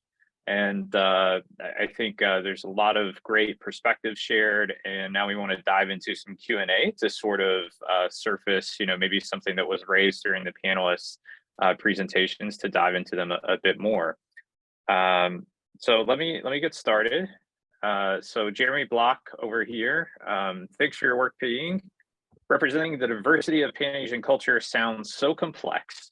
What are some of the ways that you can check that you don't oversimplify a cultural group? I can imagine that this is a sensitive balance. And I'll just add as, someone who may create a visualization in the future, I'm very interested in kind of knowing, are there design processes that we could follow? Design processes and visualization can really shape the final outcome. What can we follow to kind of get at what you're talking about? Yes, thank you to the other panelists for sharing so deeply as well. I really enjoyed everyone's presentation, and thank you, Jeremy, for this question. Admittedly, I don't think there is a foolproof way or technique to solve this difficulty. And I think for us the key thing is really to not attempt to do that. I think for us, it's to not attempt to try and represent a culture in a single visual or in a single graphic, and to always nuance with again, context, and to explain what this specifically or what this data point specifically represents. That said, our team does have some general practices. The first thing is our team is incredibly diverse. So while we are based in Singapore, we have different ethnic groups, or representations of different ethnicities within our team, as well as across the gender spectrum. And that those things, I think just having a diverse team does help keep an eye out for, I guess, different experiences and different skill sets. We also have a very collaborative story planning approach. So the research isn't done solely by one person. We spread it out within the team. And we often, at the ideation stage, will brainstorm different visuals, and the visuals also determine the story angle very often that we would take for some of our pieces. And then the next thing that we do is just very, very intense research. We would refer a lot to not just things that we would Google, but we would read academic journals quite extensively, and also look for communities to speak to make sure that we're getting on the ground information. An example of this is actually an upcoming story that we're about to publish in a couple of weeks on women's leisure across different Asian societies. And to achieve that story, we partnered with a local publication, or with a publication in South Asia called Chambal Media. And in preparing this story, we also engaged with different community groups across 5 different countries and hired local teams within those communities to engage focus groups and surveys and things like that, to ensure that we're not just sending someone there to speak to them, but asking the locals to nuance that data and that collection process for us. So collaboration, very intense research, and also a lot of consultation and listening to the feedback of our readers and the people we work with is pretty important. That example that I showed about the sarong story, for example, shortly after we put that up on social media, somebody did write into us to say that, hey, one of these names may not be fully accurate. And we realized that actually it's an attire that has 2 different names in that particular culture. And then we edited the visual to reflect that as well. So we are very responsive to feedback. And the moment somebody points out that there's an error, we make our best attempt to fix it as soon as we can, or explain why we made certain decisions. So that's kind of the general practice that we have. Yeah. Thank you so much. And I want to open up to the rest of the panelists, just because I've actually seen this kind of come up in the visualization community, especially post-COVID. We saw these icon arrays, and there was a little bit of discourse about, all the dots are represented in a certain way that might not be reflected of the lives behind them. They're all the same color, black represents death, et cetera, et cetera. And it left a bunch of visualization developers, kind of searching for ways to be more culturally responsive. So other panelists, do you have any advice for us of, in addition to the stuff that Pei Ying said, how we could be more responsive to these sorts of issues?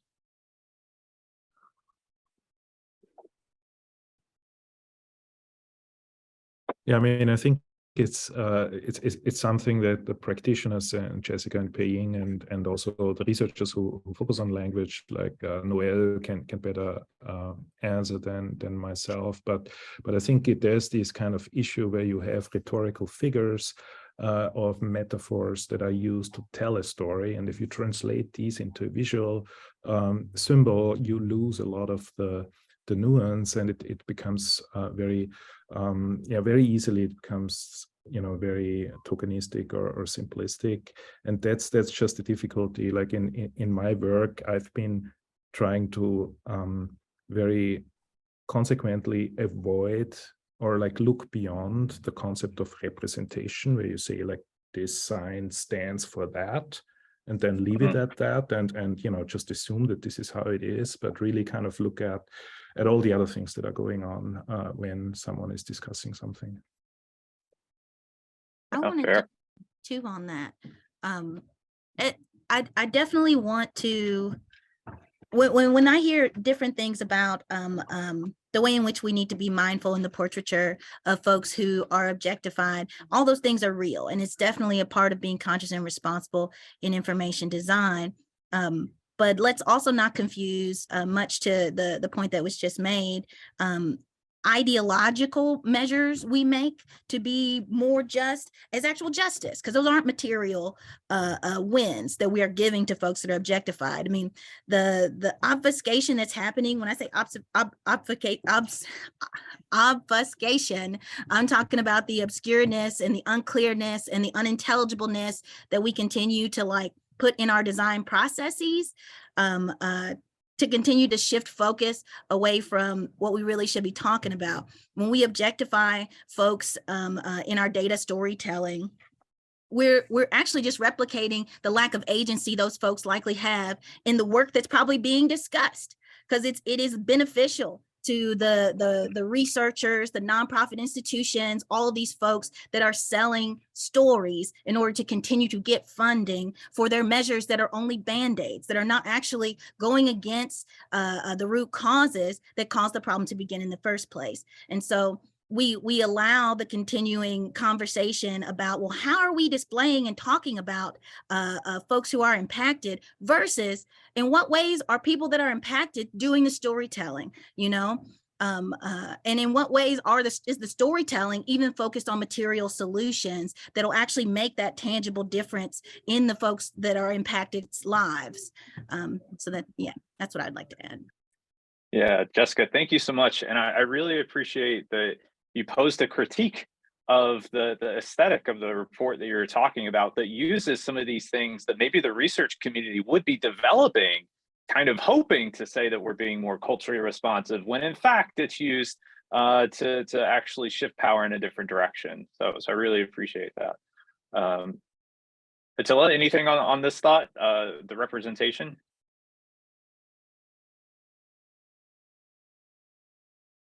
All right.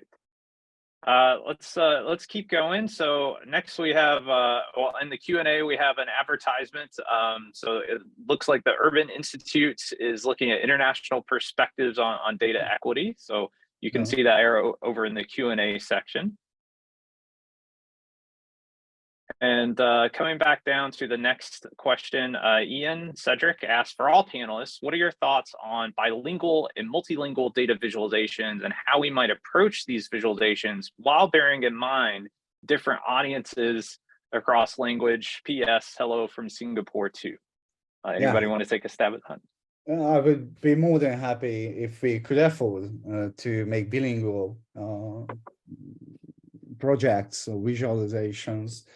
It's simply it is a matter or question of resources. So first and foremost, we produce content for the Hungarian public, and most of the time I wouldn't think that what we would try to translate from the international examples, because many times we see something what the New York Times or Washington Post or a Continentalist did, and we would like to translate to the Hungarian public, right? So translating back to the English language, it would be a double effort. And to be honest, we are two of us in this project right now. So we simply don't have enough time to make it bilingual way. So that's the sad the sad reality here. But I will be more than happy. So, and many times I think that when we covered the elections last year, it would be useful to do also in English or maybe in French, because many journalists abroad were interested in the Hungarian elections. But still, we were two of us, so unfortunately we didn't have the resources or the competence to do that. All right, cool. Yeah, resources. It also reminds me of something that Dietmar said, that there might not be a universal visualization. So when we're thinking about a multilingual or bilingual visualization, it might not just be the translation of the words. It could be more of the design elements. So Pei Ying, Dietmar, Jessica, any thoughts on kind of going beyond that multilingual visualization? Maybe I can just chime in a little bit. Sorry, Dietmar. I don't have an answer for this. I think very similar to Attila's experience. It really comes down very often to a resourcing issue. And for us, even though we are an Asian-focused publication, the difficulty is in which languages should we publish in, given that there are so many, and sometimes defaulting to English is the cop-out, but it's also the most common platform and a very well-used language that people could translate to a little bit more easily if they wanted to. That said, when it comes specifically to data visualizations, I think at the state of, I guess, the tools available to us, digitally speaking, to visualize data is very limited and very Eurocentric. And I experienced this firsthand when trying to create a data tool and product for a Saudi Arabian audience. And as you know, Arabic text is read from right to left and not the other way, and which is usually not a problem if the text is lined up straight across a horizontal line. But we were also trying to create a radial chart and have that curve spread out across a curve, and that's when the script completely broke and did not work at all and was completely illegible. And I think these are the things that sometimes people developing these tools can think about, and to improve, I guess, some degree of accessibility for many communities and countries who would like to create more localized products or visualizations. Yeah. Can I also add one more point to that, is that we have this translation between culture and also the visualizations and the representations. But although my answer right now is not going to answer the question in the Q&A about what do we suggest as solutions, but I would like to raise one point which is also related to this translation. So there is also the fact that language is a tool as well to communicate something to the audience about the data visualization. So one challenge that we've seen that people face as well as part of those bilingual and multilingual visualization is that some languages do not have tools to talk about visualization itself. So for instance, we take studies, I'm speaking of language, for instance, the Malagasy spoken in Madagascar.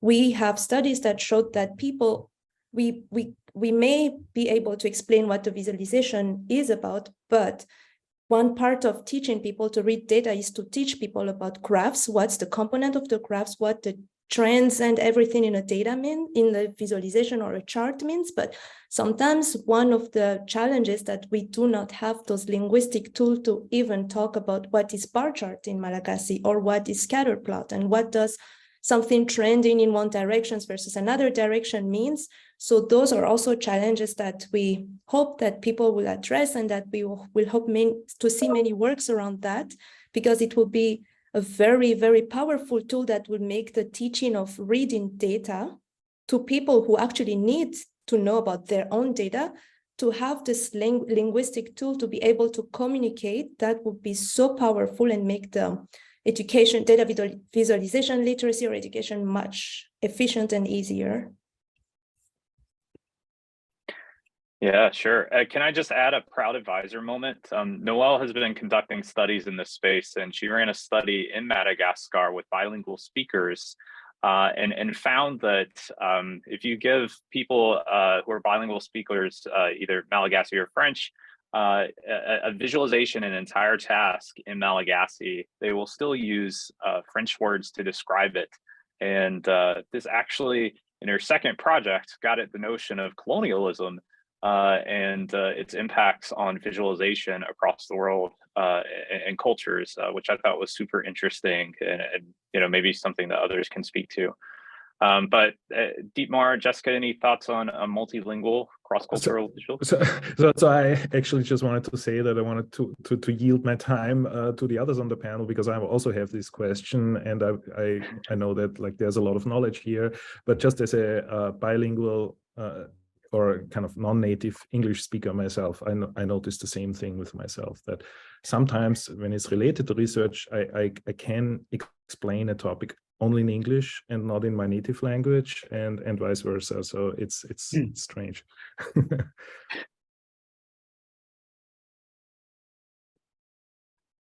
All right, Jessica, just to make sure you have a chance. It's okay. I feel like we've really provided a lot of great context around this. I have designed for multilingual use before with folks like the Kentucky Refugee Ministries. I made a whole voter's guide in which we had to use very few words so we could accommodate multiple languages, which was its own exercise. But definitely that work would have not been as successful if I wasn't also like in relationship and conversation with folks who were who had different language backgrounds outside of English. Mm-hmm. Yeah. Well, just to summarize this then, before moving on to the next question, two things, as a visualization researcher in a computer science field, I just want to surface the fact that one of the things that I heard was like, there are technical challenges in doing this too. So Pei Ying, when you talk about the direction of the text and how that works with our visualization tools, we think about things like D3 or ArcGIS or any of the tools that we might use, Tableau. To what extent have those actually taken into account internationalization with respect to the color, with respect to design metaphor, with respect to language? It would be interesting to figure out, where the barriers are and how we might address them as a computer science community, but also design process. I'm hearing a lot of, engagements, framing, the design, oftentimes in visualization, we just get our data and we're like, look, we can make a bar chart, a parallel coordinates plot, but thinking more systematically about our design process might be something to take away as well. But let me keep going through. So mention of the title and author of the book, we'll say that one's answered. Thank you. And then has there been any thought to working with libraries to help with data literacy? For instance, at WPI, they have guides, assisting and identifying misinformation and critical data analysis. And I guess I'll just kind of generalize this. One big topic at least in the US today, is misinformation, critical thinking, data literacy. Dietmar, I know you mentioned data literacy. I think Attila, you did as well. And what are your thoughts about that and how we might do better?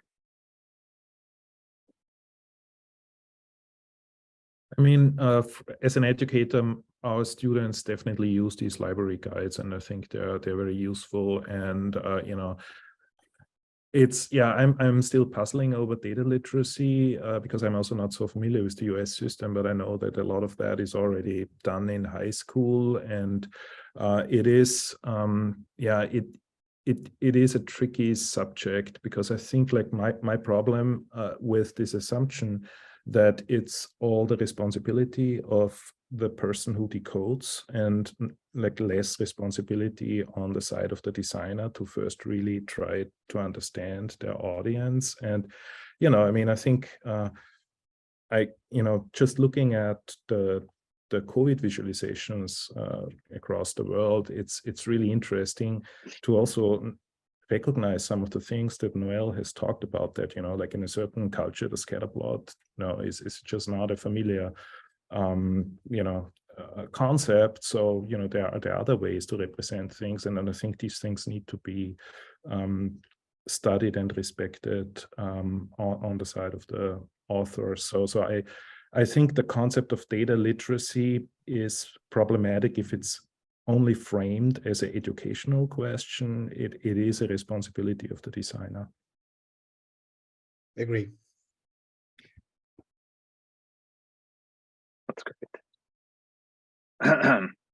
All right. So let's move on to Kevin Bryson. Regarding Jessica's comments about eviction rates in Louisville, how can we identify and challenge visualizations that don't include important context, that tell a different story? In this case, like you challenge these neutral statistics on the basis of economic and racial history in the area, but in other situations, there may not be people who know the full context. What strategies can we use in general to incorporate similar historical context in our data communication? That's a great question. And there's another question that I think also kind of taps at this when someone asked later on, like, what can we do now versus going directly to policy change?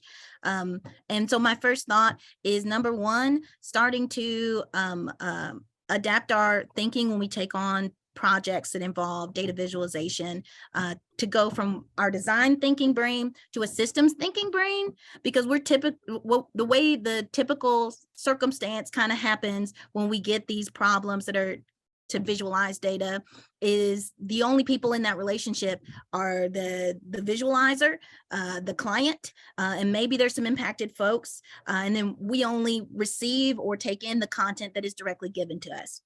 Change that. Scrap that idea.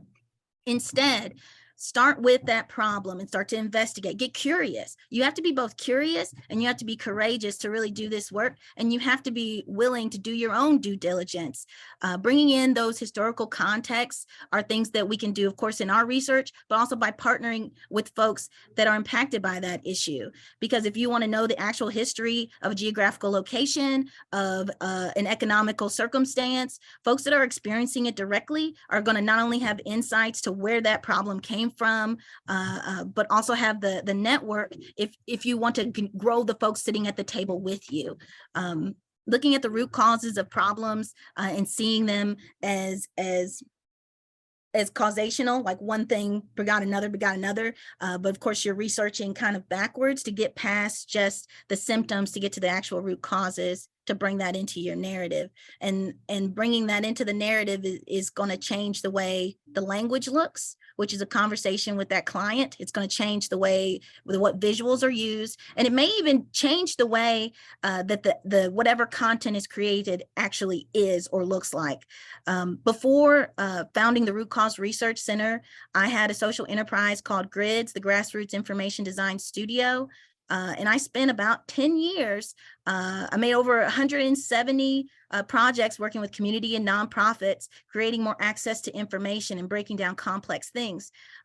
In all of that work, not every project, even though I was engaged to make a product, to have a design solution, not every project resulted in a design solution. Sometimes we need to stop putting the content creation on a pedestal, because that also, like, it hurts our ability to actually relate to and talk to each other, because these problems are really complex. And so we need to change the relationship we have as visualizers to the work and to the people involved in the work, and take on greater initiative to change the way these design projects begin, function, and end, from ideation all the way to implementation.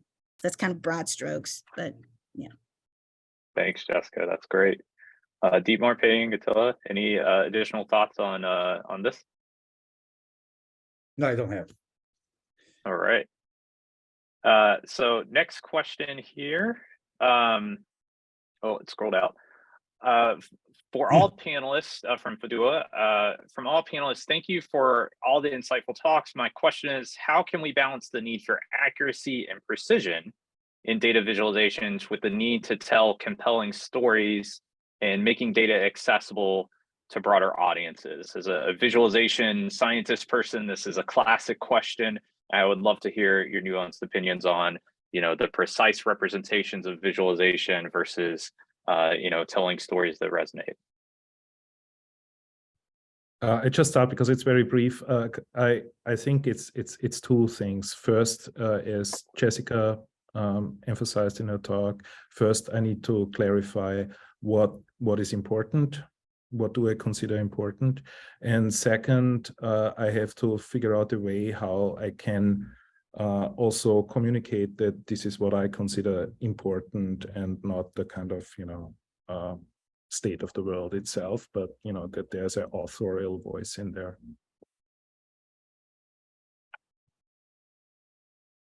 Maybe I can just add my thoughts to this. So my background is actually, I'm a history major before I transitioned into data storytelling. And something that we learn in history practice is that actually all published truths are half truths. You can never have a full picture or full rendition of full accuracy of something, even when you collect data and you're telling yourself you're representing data accurately. How accurate is the data that you're actually capturing? And actually all data storytellers are to some degree data curators as well. So I don't see these two things as necessarily things that are diametrically opposite, that you have to achieve one thing over, the other. And I think it's really about, again, what's your intent? What is the data that this, or what is the context that this data lives in? And what is the purpose that you are trying to show, and be truthful or be as answerable to that as possible without trying to, push out certain parts of the data set that might be, I guess, less favorable to the outcome that you had envisioned for yourself, for example. So I think it's not necessarily an either or. Yeah. I can be as accurate as the data is accurate, but I have to know the limitations of the data, and I have to tell the readers and the audience what are the limitations of the data. I don't make any problem, or I don't have any problem acknowledging and admitting the limitations of the data. I know that there are so many epistemological problems data collection raises, actually I'm quite skeptical.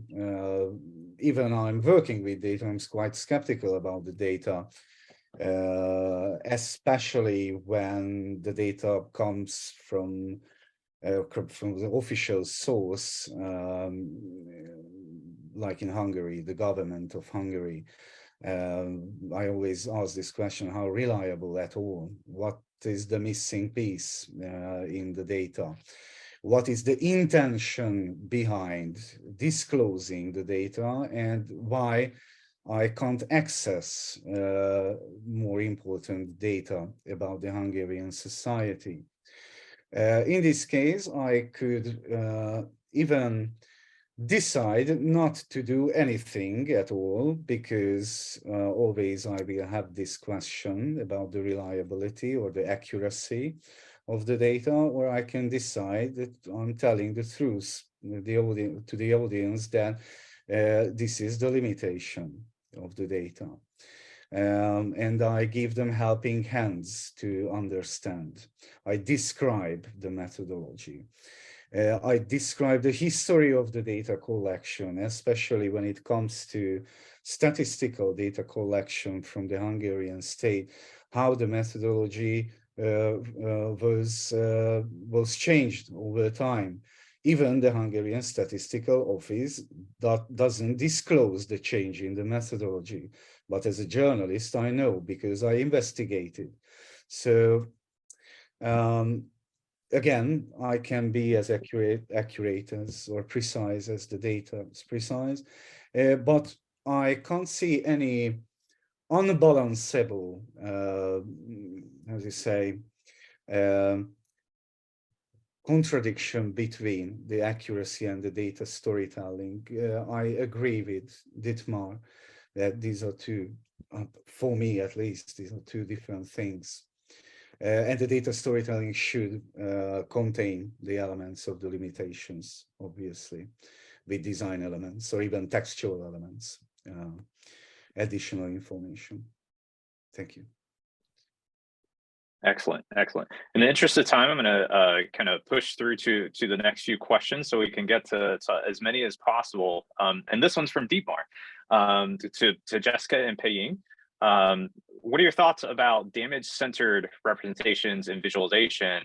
For example, unintentionally framing the affected people as damaged when you are foregrounding a problem.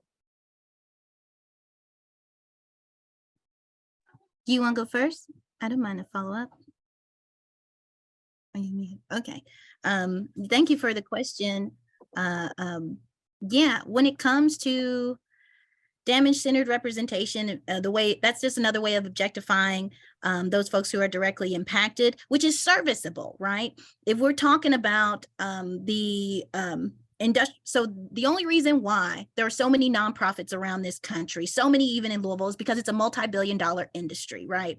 And the neoliberal ideology is really grounded in the government having less hands involved in what's going on. So that means for folks who are impacted by issues that you have to refer to the private sector being the nonprofits, being whatever for-profit thing might exist, but not directly to your government. And so for-profits, proliferating this narrative of the damage-centered representation of this individual allows them to delegitimize that person's agency, to use that story for their own personal fundraising, because generally that nonprofit is not addressing the actual systemic issue. It's only creating a Band-Aid, but to continue to fill its coffers, to pay its growing staff, to continue to address a problem Band-Aid style, they need that influx of money. And so that's what happens. And what that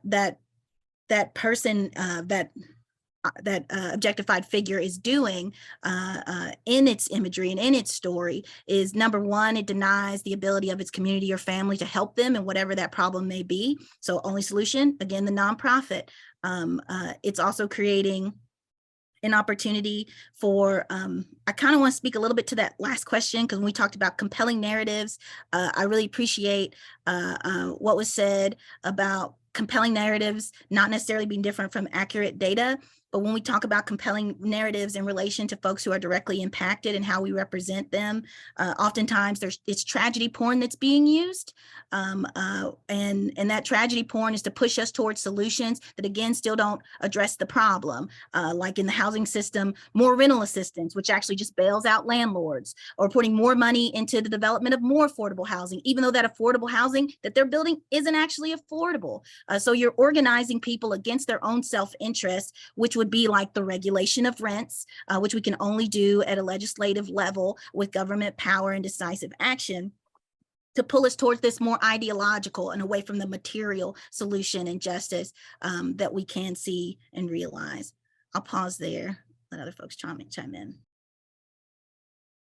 Yeah, thanks, Jessica. I think some similar thoughts there. I think for us, we try to avoid that poverty porn or that trauma porn or whatever, and not centering the narratives around the hurt or the damage that's being caused, but really centering the narratives and the visualizations around who's telling that story and whose experiences that are. And that's obviously, again, a lot of collaboration, speaking to people who are actually experiencing those things, talking to people on the ground, and using sort of ground up initiatives to gather data and to think of how we should visualize data.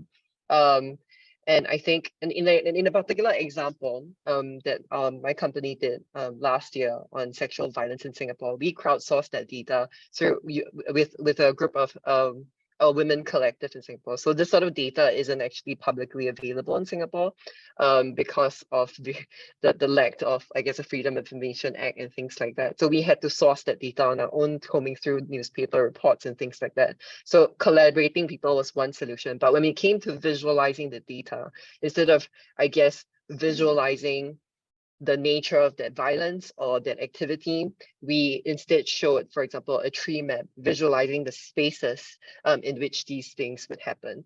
So, for example, visualizing the home, public transport, and using tone and color to show the danger of those spaces and taking the focus away from the individuals and more of the danger in the environment that surrounds them. So that's also one solution that we found of, representing difficult issues with sensitivity and with I guess humanizing the data and relating it to the problem and to the topic, and not on the the damage, so to speak, that the people experience. Yeah, that's all incredibly helpful. Thank you very much. All right, folks, we're down to our last few questions. This one's kind of a different style of question. It might be, a thinker. So it's from RJ Andrews. Do panelists have thoughts on Nigel Holmes' suggestion to make representations of people blue when you want to create a universal symbol and rise above some of the complications of objectifying people, which is described in his latest book. And this gets at rising above color issues.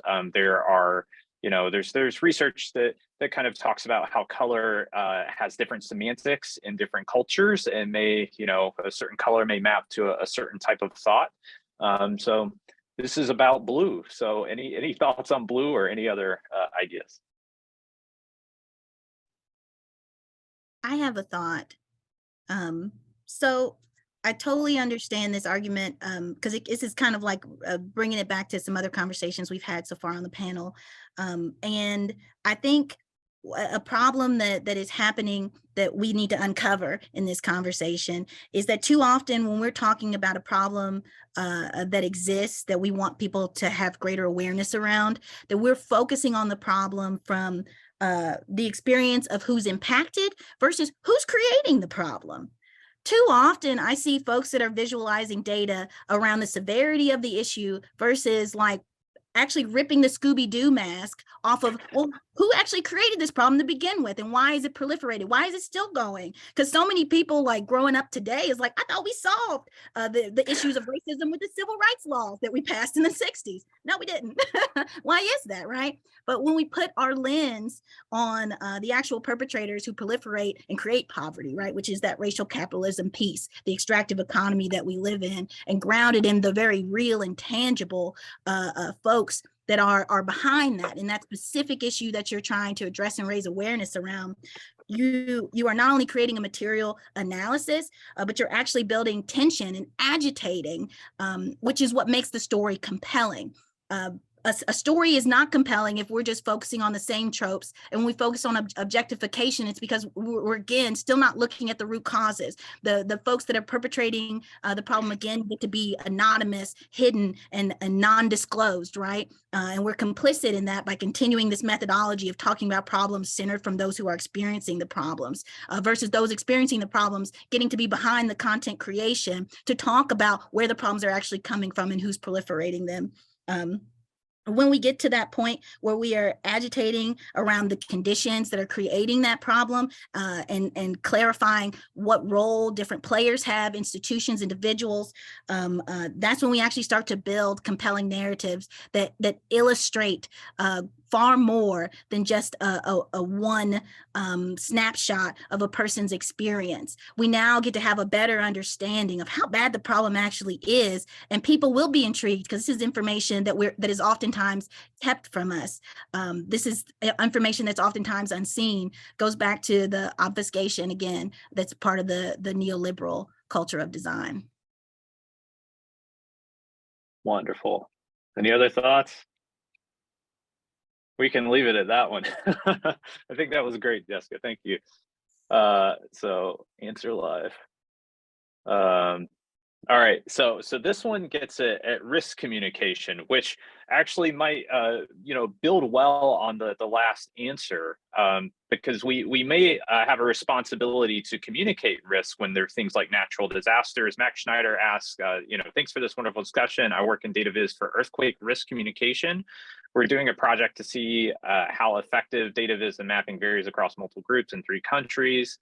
Are there perspectives, past research on chart map design for risk communication across cultures, maybe studying charts for multinational orgs like the UN?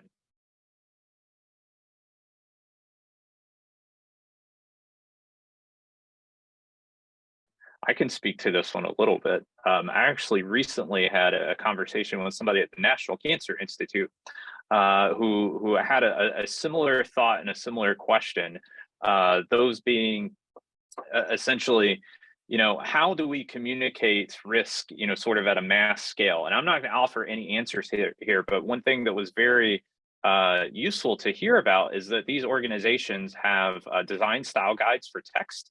And there's not much in the way of style guides for the actual risk communication. And Max, I think what you might be getting at is sort of a big gap in our understanding of how individuals just in general process risk information, how they make decisions under risk. Are there any examples of effective risk communication across cultures? I think that's something that we might have to surface.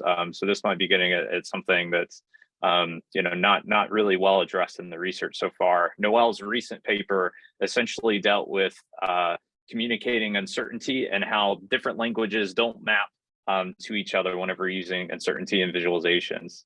But Jessica, Attila, any thoughts about risk communication across cultures? Have you seen anything like this?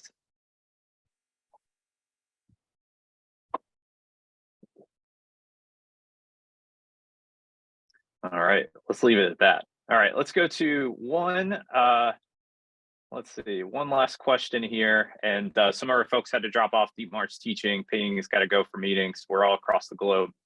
The last question at the bottom, how you deal with the fact that there's a real possibility that the story you're telling is, if not completely, but then at least possibly or partially untrue. So I guess this is, valuable as when students or, kind of other people, myself, when I visualize information, I'm just taking the data, sticking in a chart and trying to get it out there more as a technical exercise. But Attila, Jessica, how do you deal with the fact that, you're sort of in between something that is truly true versus, kind of partially true? I'm telling the audience that this is what we know at this point. This should have been another approach, obviously, but I try to be as honest as possible with the audience and the readers. Obviously, I'm not an omniscience guy who knows everything about the world. There are certain topics which can I handle with a certain safety, I would say. I can handle them because I know, but there are obviously other things that obviously I don't know. Still, I have to work with them, the material or the source. Again, I could choose a way that not doing at all anything about the project, or I'm telling the truth about that. This is what I know, or this is what we do know right now about the entire topic. Is it enough for the reader? I don't know if it's enough for them, if the journalist or the information designer is honest. But still, this is the way I can handle this problem, the true, untrue. I would like to know what our anonymous attendee would refer here, what he or she considers partially untrue. Just an example. It would be good to have a good example, what she or he considers untrue, partially untrue story. Because in this case, maybe I could answer more fluently or more properly for the question. Yeah, fair enough. Well, in the interest of time, Jessica, let's get your thoughts on this, and I think we'll wrap up. But Jessica, go ahead. I appreciate the question, and honestly, the first thought I had when it was brought up was about internal fear as a designer, right? Because once you find out, or if you should find out, that what you're creating is a false narrative, then there's some decisions to be made, right? The discovery of that may have come from your own due diligence, information that you learned, or whatnot. But at that point, you have to make a decision about who you will be as a designer. Which, me saying that out loud sounds like I'm not trying to say something revolutionary or whatnot, because we are living in this stage of capitalism in which housing is like rents are incredibly way too high, and getting paid for design gigs, you might not get compensated the way that you might deserve for the amount of effort and work and the talent that you brought to that project. And so it is very real to come up against this scenario in which maybe the story you're telling is untrue, maybe it services capitalism, and if that does not sit right with you, you need to be clear about your purpose. I have absolutely lived in ridiculous housing conditions because I had to turn down jobs, or I took on jobs that I felt were better aligned with my self-interest. And when I say self-interest, I mean, I too want to live in a world where housing is not only permanently affordable and guaranteed for individuals, but where people don't have to worry about having to change where they move just because of developments happening in their area, and that those homes can be quality and hazard-free. And if that's what I believe, then that means that I'm not going to take on projects that may be counter to that may be counter to that vision that I have for my society, my folks, and myself. For what we deserve. And so like, I think there's some searching that all of us have to do to figure out where we stand and get that clarity. But yeah, if you realize you run up against a situation where the project you're working on, the data is untrue, you have every right to stop, change, push back, whatever you would like to do, whatever feels right for you. But that clarity is something that we have to give ourselves. All right. Thanks so much, Jessica, Attila, and Noëlle, especially for hosting today.